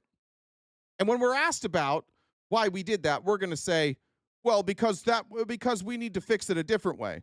And then you're going to ask us, how are you fixing it? And we're going to say, I don't know. We're fixing it by taking the funding away. And then you're going to ask, well, why are you taking the funding away? And then you're going to respond, well, because we need more holistic ways to take care of this. And then they're going to ask, what are you doing to fix this problem? And you're going to say, I'm taking the funding away. And they're going to say, why are you taking the funding away? And you're going to say, because there's more holistic ways. See the problem here? There's no solution. It's just them like deflect, deflect, deflect. But the reality is there's no solution here for many of them. They're not going to bring down prices. And the stuff that you're talking about, like trying to reverse heart disease and like going after obesity and getting processed foods out and trying to reduce people's sugar intake, we're talking about decades of work. That doesn't help anybody right now. So if this plan of yours is going to take decades, then maybe you don't just leave people hanging without being able to see a doctor right now. The cruel reality of all of it, and I don't know if they say it behind closed doors or not. I can just tell you that, like, in my life, talking with Republicans, either in debates on this side or when I was a Republican, the cruel reality is that if you have this conversation and you get down to it, they're all going to admit that if more people die, then we'll pay less in health insurance.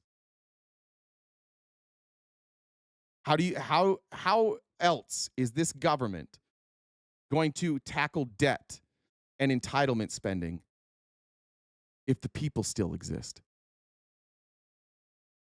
Create a scenario where they can't. They know these numbers. They've run these projections. This is the sickest part about all of this.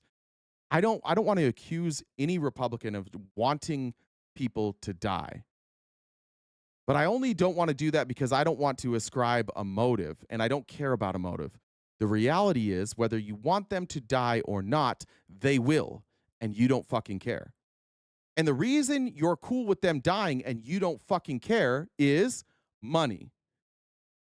You don't think we can afford to keep Americans alive. And why can't we afford to keep Americans alive?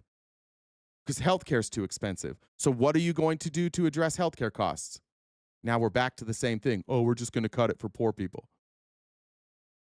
We're going to do nothing to address healthcare costs. There's not a Republican in here that's going to deny, if they're honest, that they don't know that this means like less healthcare means more people die sooner. Not immediately, but it means that less people get advanced screenings, less people get the preventative screenings, less people get the treatment when they need it, which means your life lasts longer, which is what we're seeing in this country. People are dying sooner. I get it. I know you don't want us to say like you're the party of death panels, but for fuck's sakes, I had an argument with a guy at the golf course the other day that, and I told you guys about it. It ended. By the way, I want to tell you this story after. I don't want to get distracted, but we were talking about health insurance, and it's 2025. Obamacare was passed in 2009. He legitimately told me that if Obamacare kept going, we would have death panels, people deciding whether or not you could get care. He works for a health insurance company. I'm like, you guys do that. You do that now. And he said, I swear to God, yeah, but we do it from like a conservative viewpoint. Whatever the fuck that means. I don't know what that means. We have death panels in this country. The thing that they say will happen is because it is happening. They're just saying that they would, for some reason, they would rather have private insurance be in charge of those decisions than the government. I would much rather have the government be in charge of death panels, or like giving out who gets what kind of treatment. At least there's something there. There's some connection to me. There's some pushback.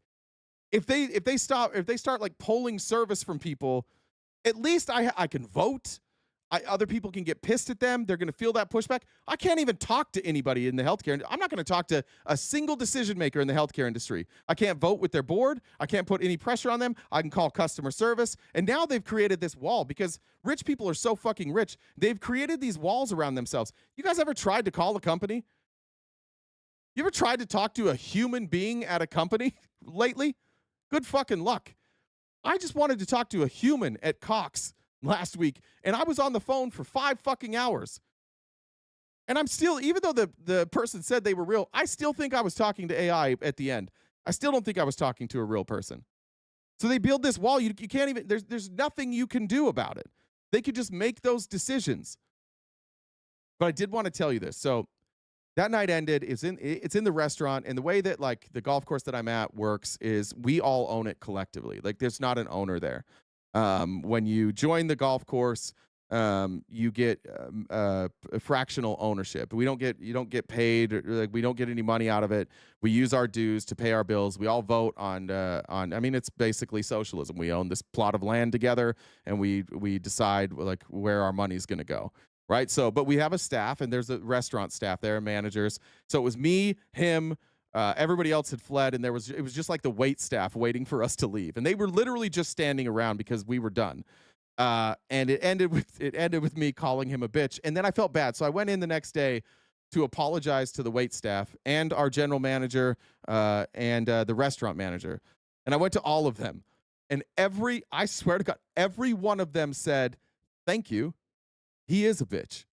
Every fucking one of them sided with me, and I was like, and mostly younger, and I was like, I live in a red state, and they all said the same thing, like we pay for their healthcare, but it's dog shit. Like they can't afford to use their healthcare. So like to them, it was kind of nice to see somebody out there. Like I'm not wealthy. I got really lucky when I got into this golf club. Just so we're clear, it is private. Like, I think to join it now I think it's like $35,000 for an initiation fee. But when I joined, they were struggling, and I think I paid $500.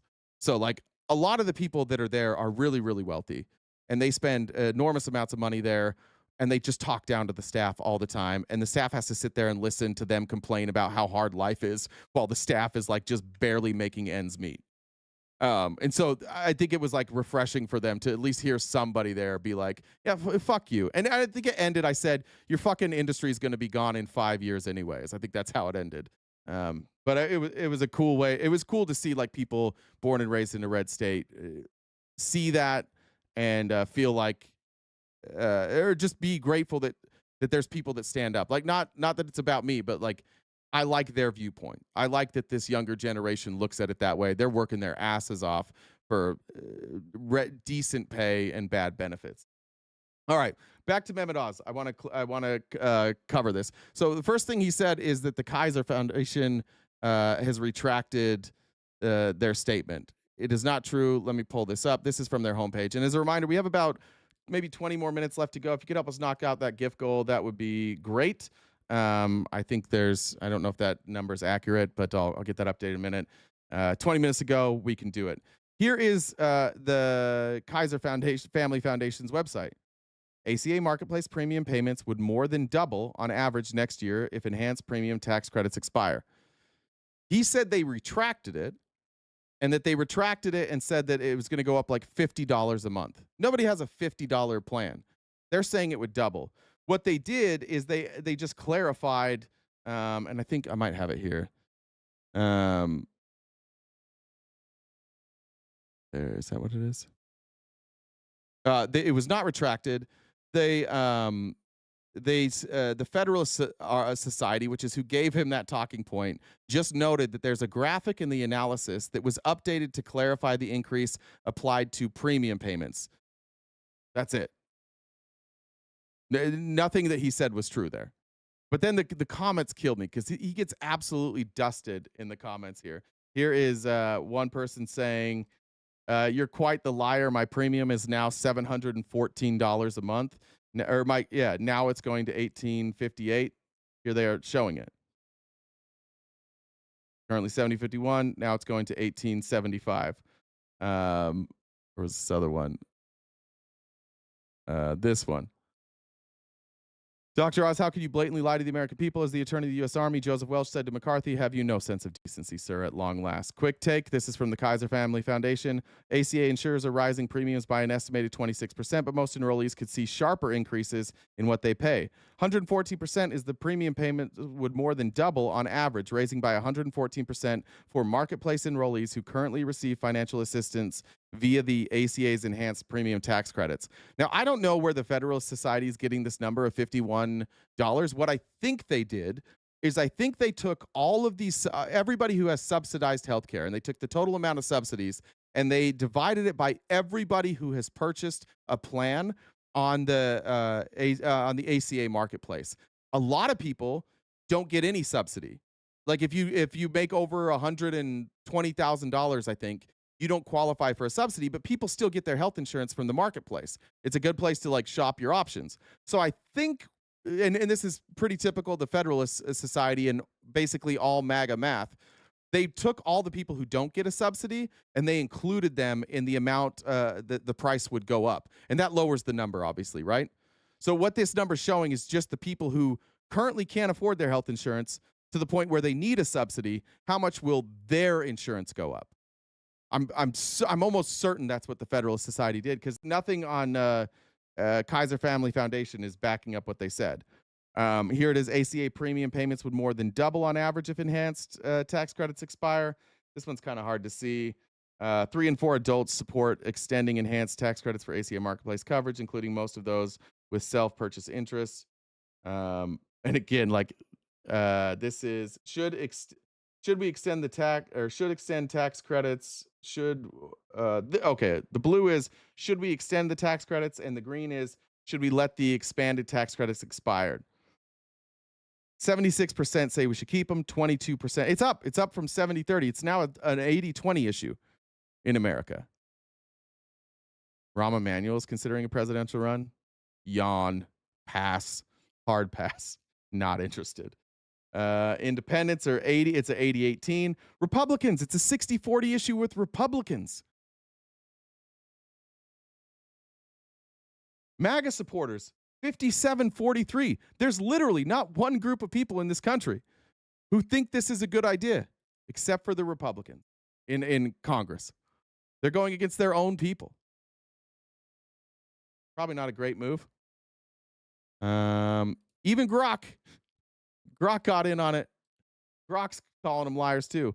No, the Kaiser Family Foundation has not retracted their estimate.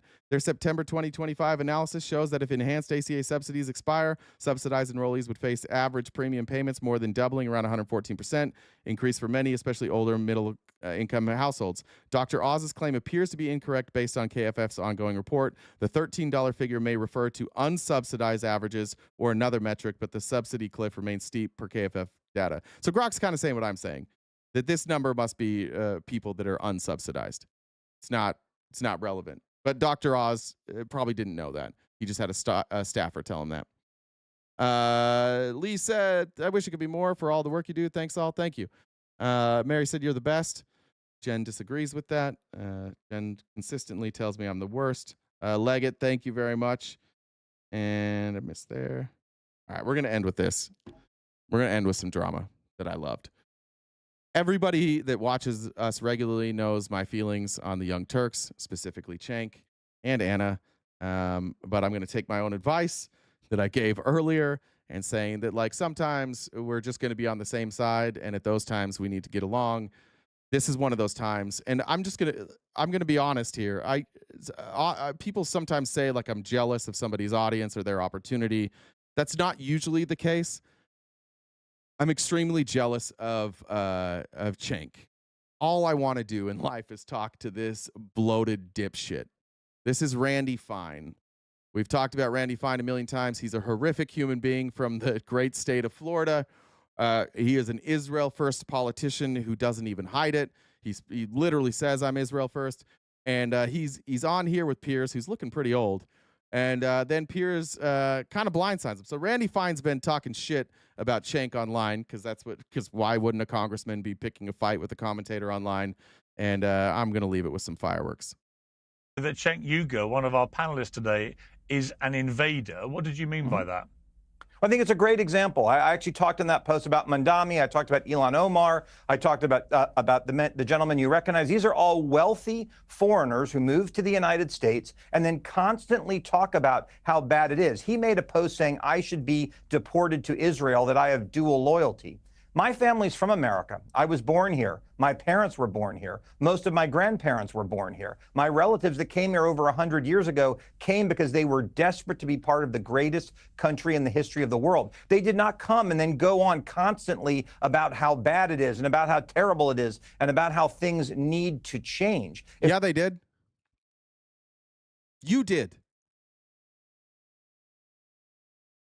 Every Republican for the last 4 years complained. This is the dumbest fucking lie that they tell. You can't come here and then complain. Yeah, you can. First of all, that's what the country's about. You get to complain. It's actually your job. It's what the press does. It's what we're supposed to do. When things are bad, you complain. Why is it that, like, complaining only matters when it's complaining against him? This guy wasn't complaining about Joe Biden all fucking day. He just said his family isn't from here. His family immigrated here. Everybody, almost all of us, unless we have some indigenous folks here, all of us, our ancestors came here as immigrants. We all share the same story as Randy Fine, as Cenk, as Hassan. It just, like, depends on when our family came. But, like, we all complain. Complaining's fine. Folks want to come to America, they should love it, they should share its values, and they should want to add value immediately. And far too many people who are coming do... Hey, Daniel, that's fucking stupid. Go fuck yourself, dude. Mom Donnie is awesome. I love Mom Donnie. Again, this is just more evidence that America doesn't understand fucking anything. Mom Donnie's working for working class people. He's trying to make life a little bit easier for people who are struggling. And you're mad at him because he wants to tax rich people for it. Yeah, this fucker. fuck, he shouldn't even be here. I love Mom Donnie. I'd trade Mom Donnie for, I'd take 1 trillion more Mom Donnies. I'll trade any Mom Donnie I can get. I'll trade for any Republican. Not share those values, and I believe it is a threat. The barbarians are no longer at the gate. They are now inside. Wow. So you're calling Cenk Uygur a barbarian? Well, given he's here, let me bring him into this. Cenk, what is your response to that? Yeah, no, I don't mind because I agree that there are barbarians inside the gate, and that's Randy Fine. Randy Fine is a sick terrorist sympathizer. In fact, if he wants America to do terrorism on Israel's behalf, he has said we should nuke Gaza. That's killing millions of innocent children. Just like Jesus would have wanted. Jesus said, suffer the children to come to me so I can put them in the corner and nuke them. I think that's what it was, wasn't it? And human beings and civilians, but he doesn't care. I guess he doesn't like Jesus. Never mind, I should go back. I don't know. I don't think the Torah says anything about nuking children. He cares about Israeli lives. By the way, the Israelis have murdered Mom Donnie over Mitt, yeah. Now nearly a dozen Americans in the West Bank. No accountability from our government. And people like Randy Fine say we owe Israel. We owe Israel a genocide. We owe Israel $300 billion. We owe them no accountability at all when they kill American citizens. They had a pervert Israeli government official that came here in Vegas and tried to rape our children, and we let him go? That's insane. Randy Fine, are you asking for the sick Israeli government to return the pedophile so he could face justice here? No, Randy. Also pointing out that he had to get help from our government to leave. So our government, led by Donald Trump, who's currently covering up for the most famous pedophile of all time, there's another pedophile that he's like, oh, we'll get him out of here. He got arrested for in a sting operation, and then this administration, the Christian conservative administration, took this pedophile, got him the fuck out of the country, and nobody's talking about bringing him back. They're just going to let him stay over there. And guess what? The Israeli government doesn't seem to care either. Come on back. That's our guy. They're not doing anything either. They're not going to punish him.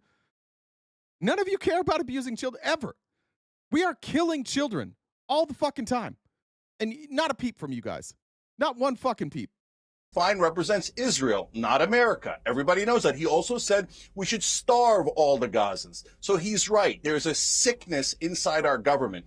AIPAC and the Israeli lobby have given to 90% of Congress. They've given him $500,000, and that was a giant waste because he works for Israel. AIPAC can suck my balls. Already. So, Randy, we're all sick of your terrorist sympathies towards Israel. They have committed 75 October 7th. Their civilian kill ratio is 83%, worse than Hamas, worse than any terrorist organization. They have murdered 256 journalists, more than all other conflicts combined. They murdered 104 people today, including 46 children. They burned them alive. And we're sick of Israeli terrorism, and we're sick of people like you forcing good Americans. I love this country. I didn't come here to be a occupied territory of Israel. I came here because I love America and the freedom and the equality and the justice that comes with it. If you think your grandparents who came here were not loyal to America, that's your business. But no, most of the people that come here come because we absolutely love this country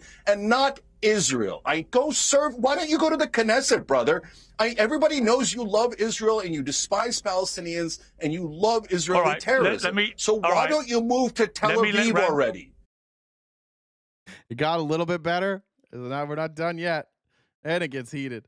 As you've seen, he's constantly referring to the Muslims that surround Israel. They're the real problem. It's open bigotry. He's not even hiding it. And then he'll go and hide behind the human shields of good, innocent Jewish Americans and say, oh, no, if you criticize Israel, you're actually criticizing Jewish Americans, which no one did. It's the dirtiest trick in the using the anti-Semitism card to protect his form of terrorism that he supports, which Jewish Americans do not support. And so he says it's okay to kill the Gazans, which is collective punishment. He's not only said to nuke them and starve them, but he just said it right here on this air. He's a deeply sick man who wants to put a moral stain on this country by forcing us to fund the genocide of the Palestinians. They have already done 75 October 7th, but it's never. Why do they roll their eyes? The argument. I don't even know. Like, I don't see Zionists anymore. Like with any argument, like it's a genocide. They're dude, you always say that. You've been saying that for a year. Yep, yeah, and it's worse now. Why do they always roll their eyes? That's so pathetic. Kids are dying, bud. Enough murder for Randy Fine. They've already killed a stadium full. Imagine 20,000 murdered children lit on fire. Their heads exploded. Israel did all of that. And Randy Fine is saying it's not enough. Americans, go work another shift because you got to send Israel more money to kill more Palestinian children and put that on America's soul. Don't listen to this guy. He doesn't believe in America. His whole point is to make sure that we fund his beloved Israel, and they're sick. That's the worst comeback, says the guy who moved here from a rich Turkish family. Okay. Yeah, that's fine. I don't give a fuck about that. He's still, like, do you want to address the other stuff he's saying? About how, like, this foreign government that you love that murders children every day? About how they, like, fund our Congress and they got dipshits like you who just advocate for it? Oh, no, Cenk came from Turkey and his parents had money. I don't even know if that's true. I don't even know if they're wealthy. I know they're from Turkey. I have no idea if they were wealthy or not. But what the fuck kind of comeback is that? Not only does he have terrible ideas, he sucks at talking shit, and that might make me more mad. Disgusting terrorism. Just call me a dirty Israel Jew. is You the want largest to, terrorist entity.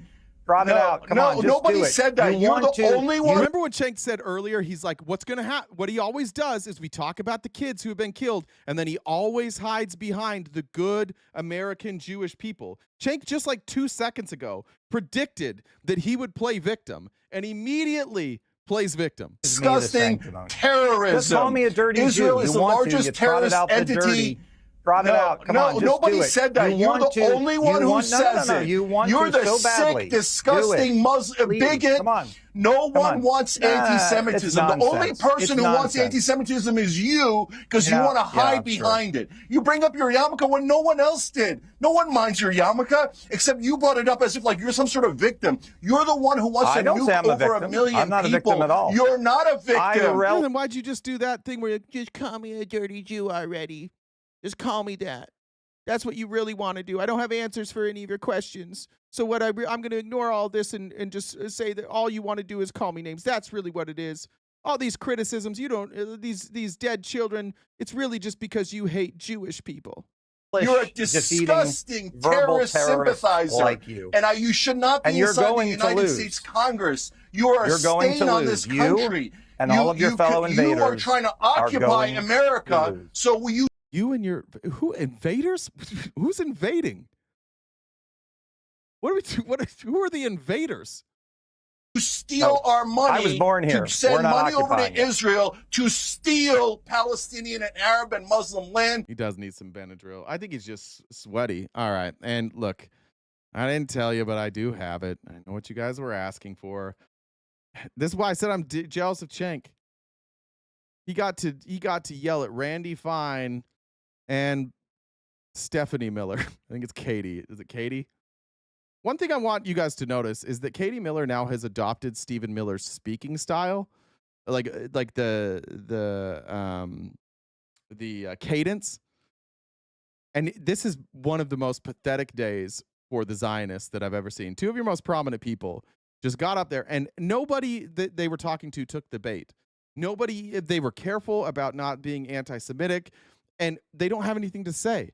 So they just play victim. And that's what MAGA is. That's why MAGA and Zionists get along so well. They just cry. They're just crybaby bitches with no answers for anything. They don't know how to run a country. They can't bring people together. They're evil. They blame all their problems on everybody that looks different than them, and that's why like it's two peas in a pod. Fuck MAGA, fuck the Zionists. You're all a bunch of whiny little bitches, and that's what you coalesce around. Donald Trump ran for president for like 2.5 fucking years, which, by the way, most people run for a year. He did it for 2.5 years so that he could be like, guys, it's not fair. Like 2 days before, they were going to announce the charges against him. He's like, I'm running for president. We all knew that. And then they announced the charge. He's like, oh, they only did this because I was running for president. Then he just played victim for 2 years, and you all sat around and you're like, Donald Trump's a victim. You guys are mean. You're investigating him. We're all victims with Donald Trump. And now it's not only you guys, but it's the immigrants and the poor people and the trans people who are ruining everything. This isn't fair to us. Just like the bitchiest of the bitches. And you're going to see that more here with Katie Miller. Just like, I don't know, there might be a copyright strike for stealing like the bitch-assery of her husband. But here you go. And for once, for the first time ever, I want to be Cenk Uygur. Time someone wants to criticize Mamdani, it immediately comes back to the Jews and the anti-Israel movement instead of actually talking about his viewpoints, which is that he Nobody wants to said make Jews. You just said it. You always do that. We say Israel, you say. Huh? Yeah, nobody said it. Criticize this. I would love for one of you dumb motherfuckers to criticize any of his policies, but you don't do that, do you? He's a communist. He's a terrorist sympathizer. He one time went on a podcast with Hassan Piker. And Hassan Piker, like 10 years ago, when he was in a fit of rage, said the United States deserved 9/11. And so Mamdani can't be the mayor because he was on a podcast with Hassan Piker. You guys haven't attacked a single one of his policies, which is why you're all getting your dicks kicked in. I saw the polling today. He's going to win in a landslide. It's not even fucking close. Because you guys aren't capable of going after his ideas. You only go after his identity. You go after him because you believe that he's an extremist Islamic jihadist. You see a man that you don't like because of his appearance, and then he sounds and looks, by the way, the irony of a man like Mamdani, who looks pretty similar to like what Jesus would have looked like, talking about feeding the poor and making sure everybody has housing and free public transit and making life more affordable and easier for New Yorkers to live by taking money from the rich and giving it to the poor. The irony of you guys taking a man with heritage from that part of the world who is advocating the exact policies of Jesus and then going, evil, evil. Islam, evil. I'm a Christian. I'm Jewish. I think she's Christian, by the way. I think that like Stephen Miller was raised Jewish, but I think he's Christian, and I think she's Christian too. I don't think that she was raised Jewish. Somebody can correct me on that. You just said it. You always do that. We say Israel, you say Jews. We say Israel is a government. Please don't make it about Jewish Americans. And you come back and go, you have to make it about Jewish Americans. What's wrong with you? What's wrong with you? Is Israel a Jewish state? Yes or no? Yeah. First of all, okay, so Saudi Arabia is a Muslim. But not everybody there is Jewish. Right? They've completely run out, guys. This is why we can't get debates on Wednesday night. They're out of shit to say. For her to say that, to be like, I'm criticizing Israel, they all know that, like, you can criticize Israel, and that doesn't mean all Jewish people. They should know that because Jewish people in this country largely don't support what Israel is doing. The majority of Jewish Americans don't agree with what Israel's doing. So they must also be anti-Semitic, right? Of course, that's a stupid thing to say, but that's all they've got left at this point. They don't want to talk about the genocide. They don't want to talk about the obvious murder. They don't want to talk about the fact that it's pretty fucking clear that they own our government. So all they have is Israel a Jewish state? State. And you can criticize it all day long, all day long. There's no special protection because for what you're doing is you're decoding language that to calls mock themselves American a Jewish state or and a to Muslim say that state. we should not be here and we should not be in existence and that you would be happy for other people like Mamdani No, to use it. I want Israel to be safe. I don't like that they're murdering children. That is coded language for all Jews need to be removed from the United States and shouldn't be here. The fuck did you just say? Like, I know, I guess we should have known, like, you gotta be dumb as a box of fucking rocks to marry Stephen Miller. So I guess we should have assumed that she was dumb. But good Lord, that's a stretch. Good fucking Lord. I don't like that Israel does genocide. Oh, so you hate all Jews? What? No, I don't like genocide. I have no problem with Jewish people. I don't even know. Like, if I see somebody, I don't even know if they're Jewish. I have no idea. How would you even know? I don't remember who we were talking about the other day with a friend of mine, and it was like a last name, and I was like, wait, is that Jewish? And it was a Jewish last name. I had no idea. There's not a problem with that. The people that hate Jewish people are like radicals who have fought against Israel and the alt-right, the Nick Fuentes crowd, the Candace Owens. If you want to talk about people who don't like people because they're Jewish, you're looking in the wrong place. Check your party. Your party is the one. It's not over here. Nothing of the sort. Nonsense. You're totally lying. It's very normal for a Miller to be completely and utterly lying. Quite frankly, I'm really sick and tired of this racist, bigoted rhetoric that comes from people like you against my husband, against my family, and my children. I am raising Jewish children in this country. Who brought your children into this? What a weirdo. Piers, I'm going to be done with this. If you're this. I'm raising Jewish children. All right. Yeah, but all he said was that your husband's a liar and he's not surprised that you're a liar. That's what he's saying. But I'm raising Jewish children. So if you call my husband a liar, you are anti-Semitic. I just love the exasperation, though. Who brought your children into this? What a weirdo. Piers, I'm going to be done with this if you're going to allow racist and bigoted attacks against one of your commentators just for the sake that he will not hang on. speaking. Casey, to be clear, Casey, to be clear, he inserted a line that says the Miller's lie. Is that not coded language? Yeah, because you lie. That's why.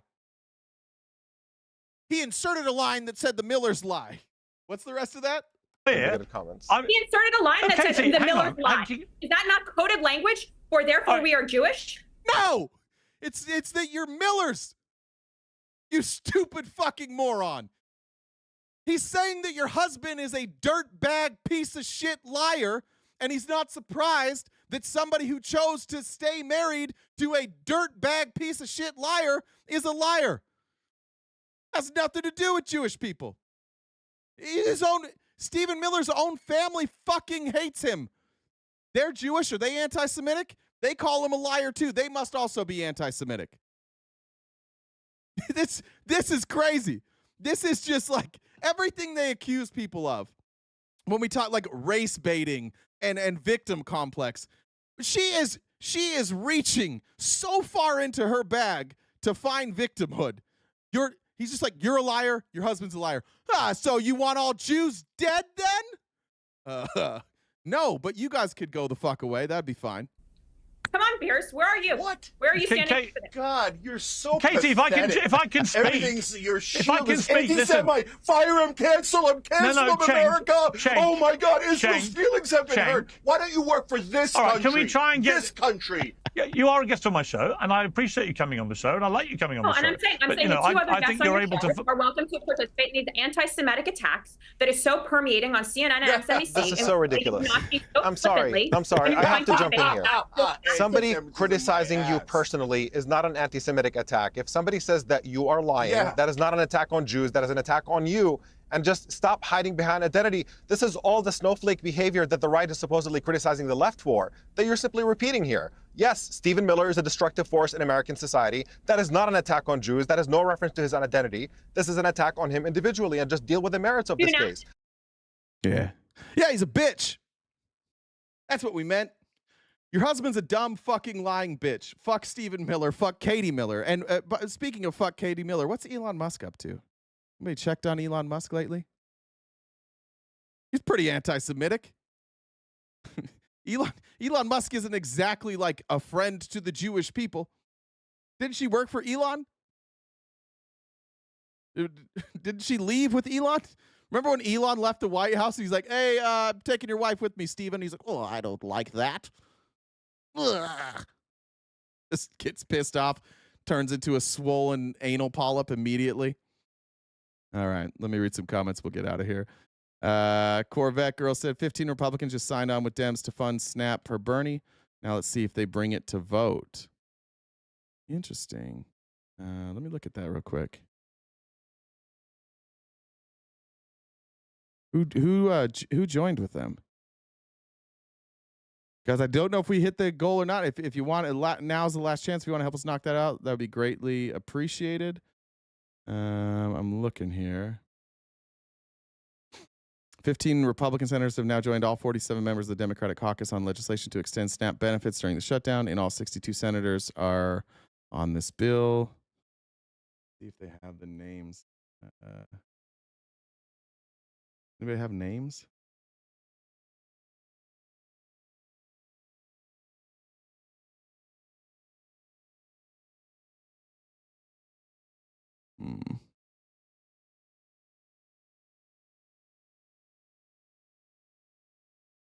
Does anybody know? Or they're saying it?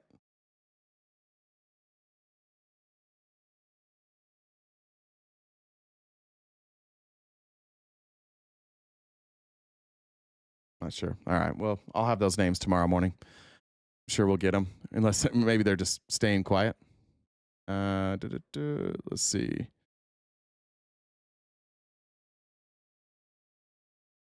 Got that one. Check here. I'll play an ad while we're going. Like, nobody's as soft as a conservative. Ladies, you know what I'm talking about. Those conservative men are soft as shit. That's why every time you go to a conservative podcast, it's like, and now to our sponsor, Blue Chew. Your dick can work again. You don't have to scream at women when your dick doesn't work. This'll fix it. Travis said, thanks for all you do. Thank you, Travis. It's very generous. Jocelyn said, you're on fire today. Thank you. Jamar said, happy penis, vagina, butthole, mouthhole day. Jesus Christ. Michelle, thank you. Rachel said, I feel like we're on a runaway train watching our future and children's futures being flushed down the toilet. Are we great yet, MAGA, or not until the middle class has absolutely nothing left? Oh, that's a great comment. Chrissy said, my asshole... I should have read ahead. It got me. I'm a child. You got me an asshole. My asshole sister told the entire family SNAP is what made food costs rise. I don't like your sister very much. I don't mean to be disrespectful, but I don't think she and I would be good friends. All right, guys, we will be here tomorrow morning. It's Friendly Friday tomorrow, so 9:30 a.m. to 1. The last hour we'll take friendly calls, and then we're off for the weekend. Hopefully, I'll get all the new studio put together this weekend. That would be wonderful, and hopefully the internet also works. Knowing me, there's going to be some massive complication on Monday, so don't be surprised on Monday if Jen puts out a message that says Peepaw can't figure out how to use the internet. But I'm going to do my absolute best to make sure that doesn't happen. In the meantime, thank you guys for your support. We are still being restricted, which means I think less ads for you guys. That's a good thing. But if you want to support the show, you can do so in the normal ways. And if you'd like to become a member, we have paid subscriptions on TikTok, YouTube, and Twitch. And that allows you access to our member-only events. We had a decent member-only event this last time, but then I couldn't get my microphone to work. But we watched The Big Short, and then this, not this Monday, but the next Monday, we're going to watch Newsies. And you're going to need my mic to be muted because I will be singing along with every single song. And we'll watch that together. So just make sure you're a paid member there. That goes a long way. That allows us to kind of plan as we deal with like the different rules on TikTok and YouTube and on Twitch. What we've kind of come to the realization of is that we can't rely on them. They will just pull funding from time to time. What I would like to do and what the goal is that we get to eventually to 1,000 paid memberships. At that point, when we're at 1,000 paid memberships, then we don't really have to worry about ad revenue from YouTube anymore, and we will pull ads. So we won't even show ads, or we won't have ads in placed throughout our segment. I don't know exactly how often if they put in ads or not, but we'll pull that option from YouTube, so we won't get paid from ads from YouTube eventually ever. But that's the direction we're going. That's what Kyle Kalinske did. It's what like Majority Report has done. We've just realized that there isn't corporate money and the way that we talk about politics and the way that we advocate for things, there's not going to be a lot of opportunity from YouTube for people wanting to run ads on this program. So that's where we have to go. So that's our goal on our march. I think we're up to about, I think total with everything, we're right around 500 members. And just as I do the math, once we get to about 1,000, then we recover anything that YouTube would have paid us out in ad revenue and Twitch, and then we're good going forward there. So that's our goal. If you can, I think memberships start at about $5. Is that right, Jen? That or $3.99, I think. $3.99. Anyways, if you can help us with that, that would be greatly appreciated, and that'll keep Jen around too, so she doesn't quit on me. Any last words from you, Jen? No.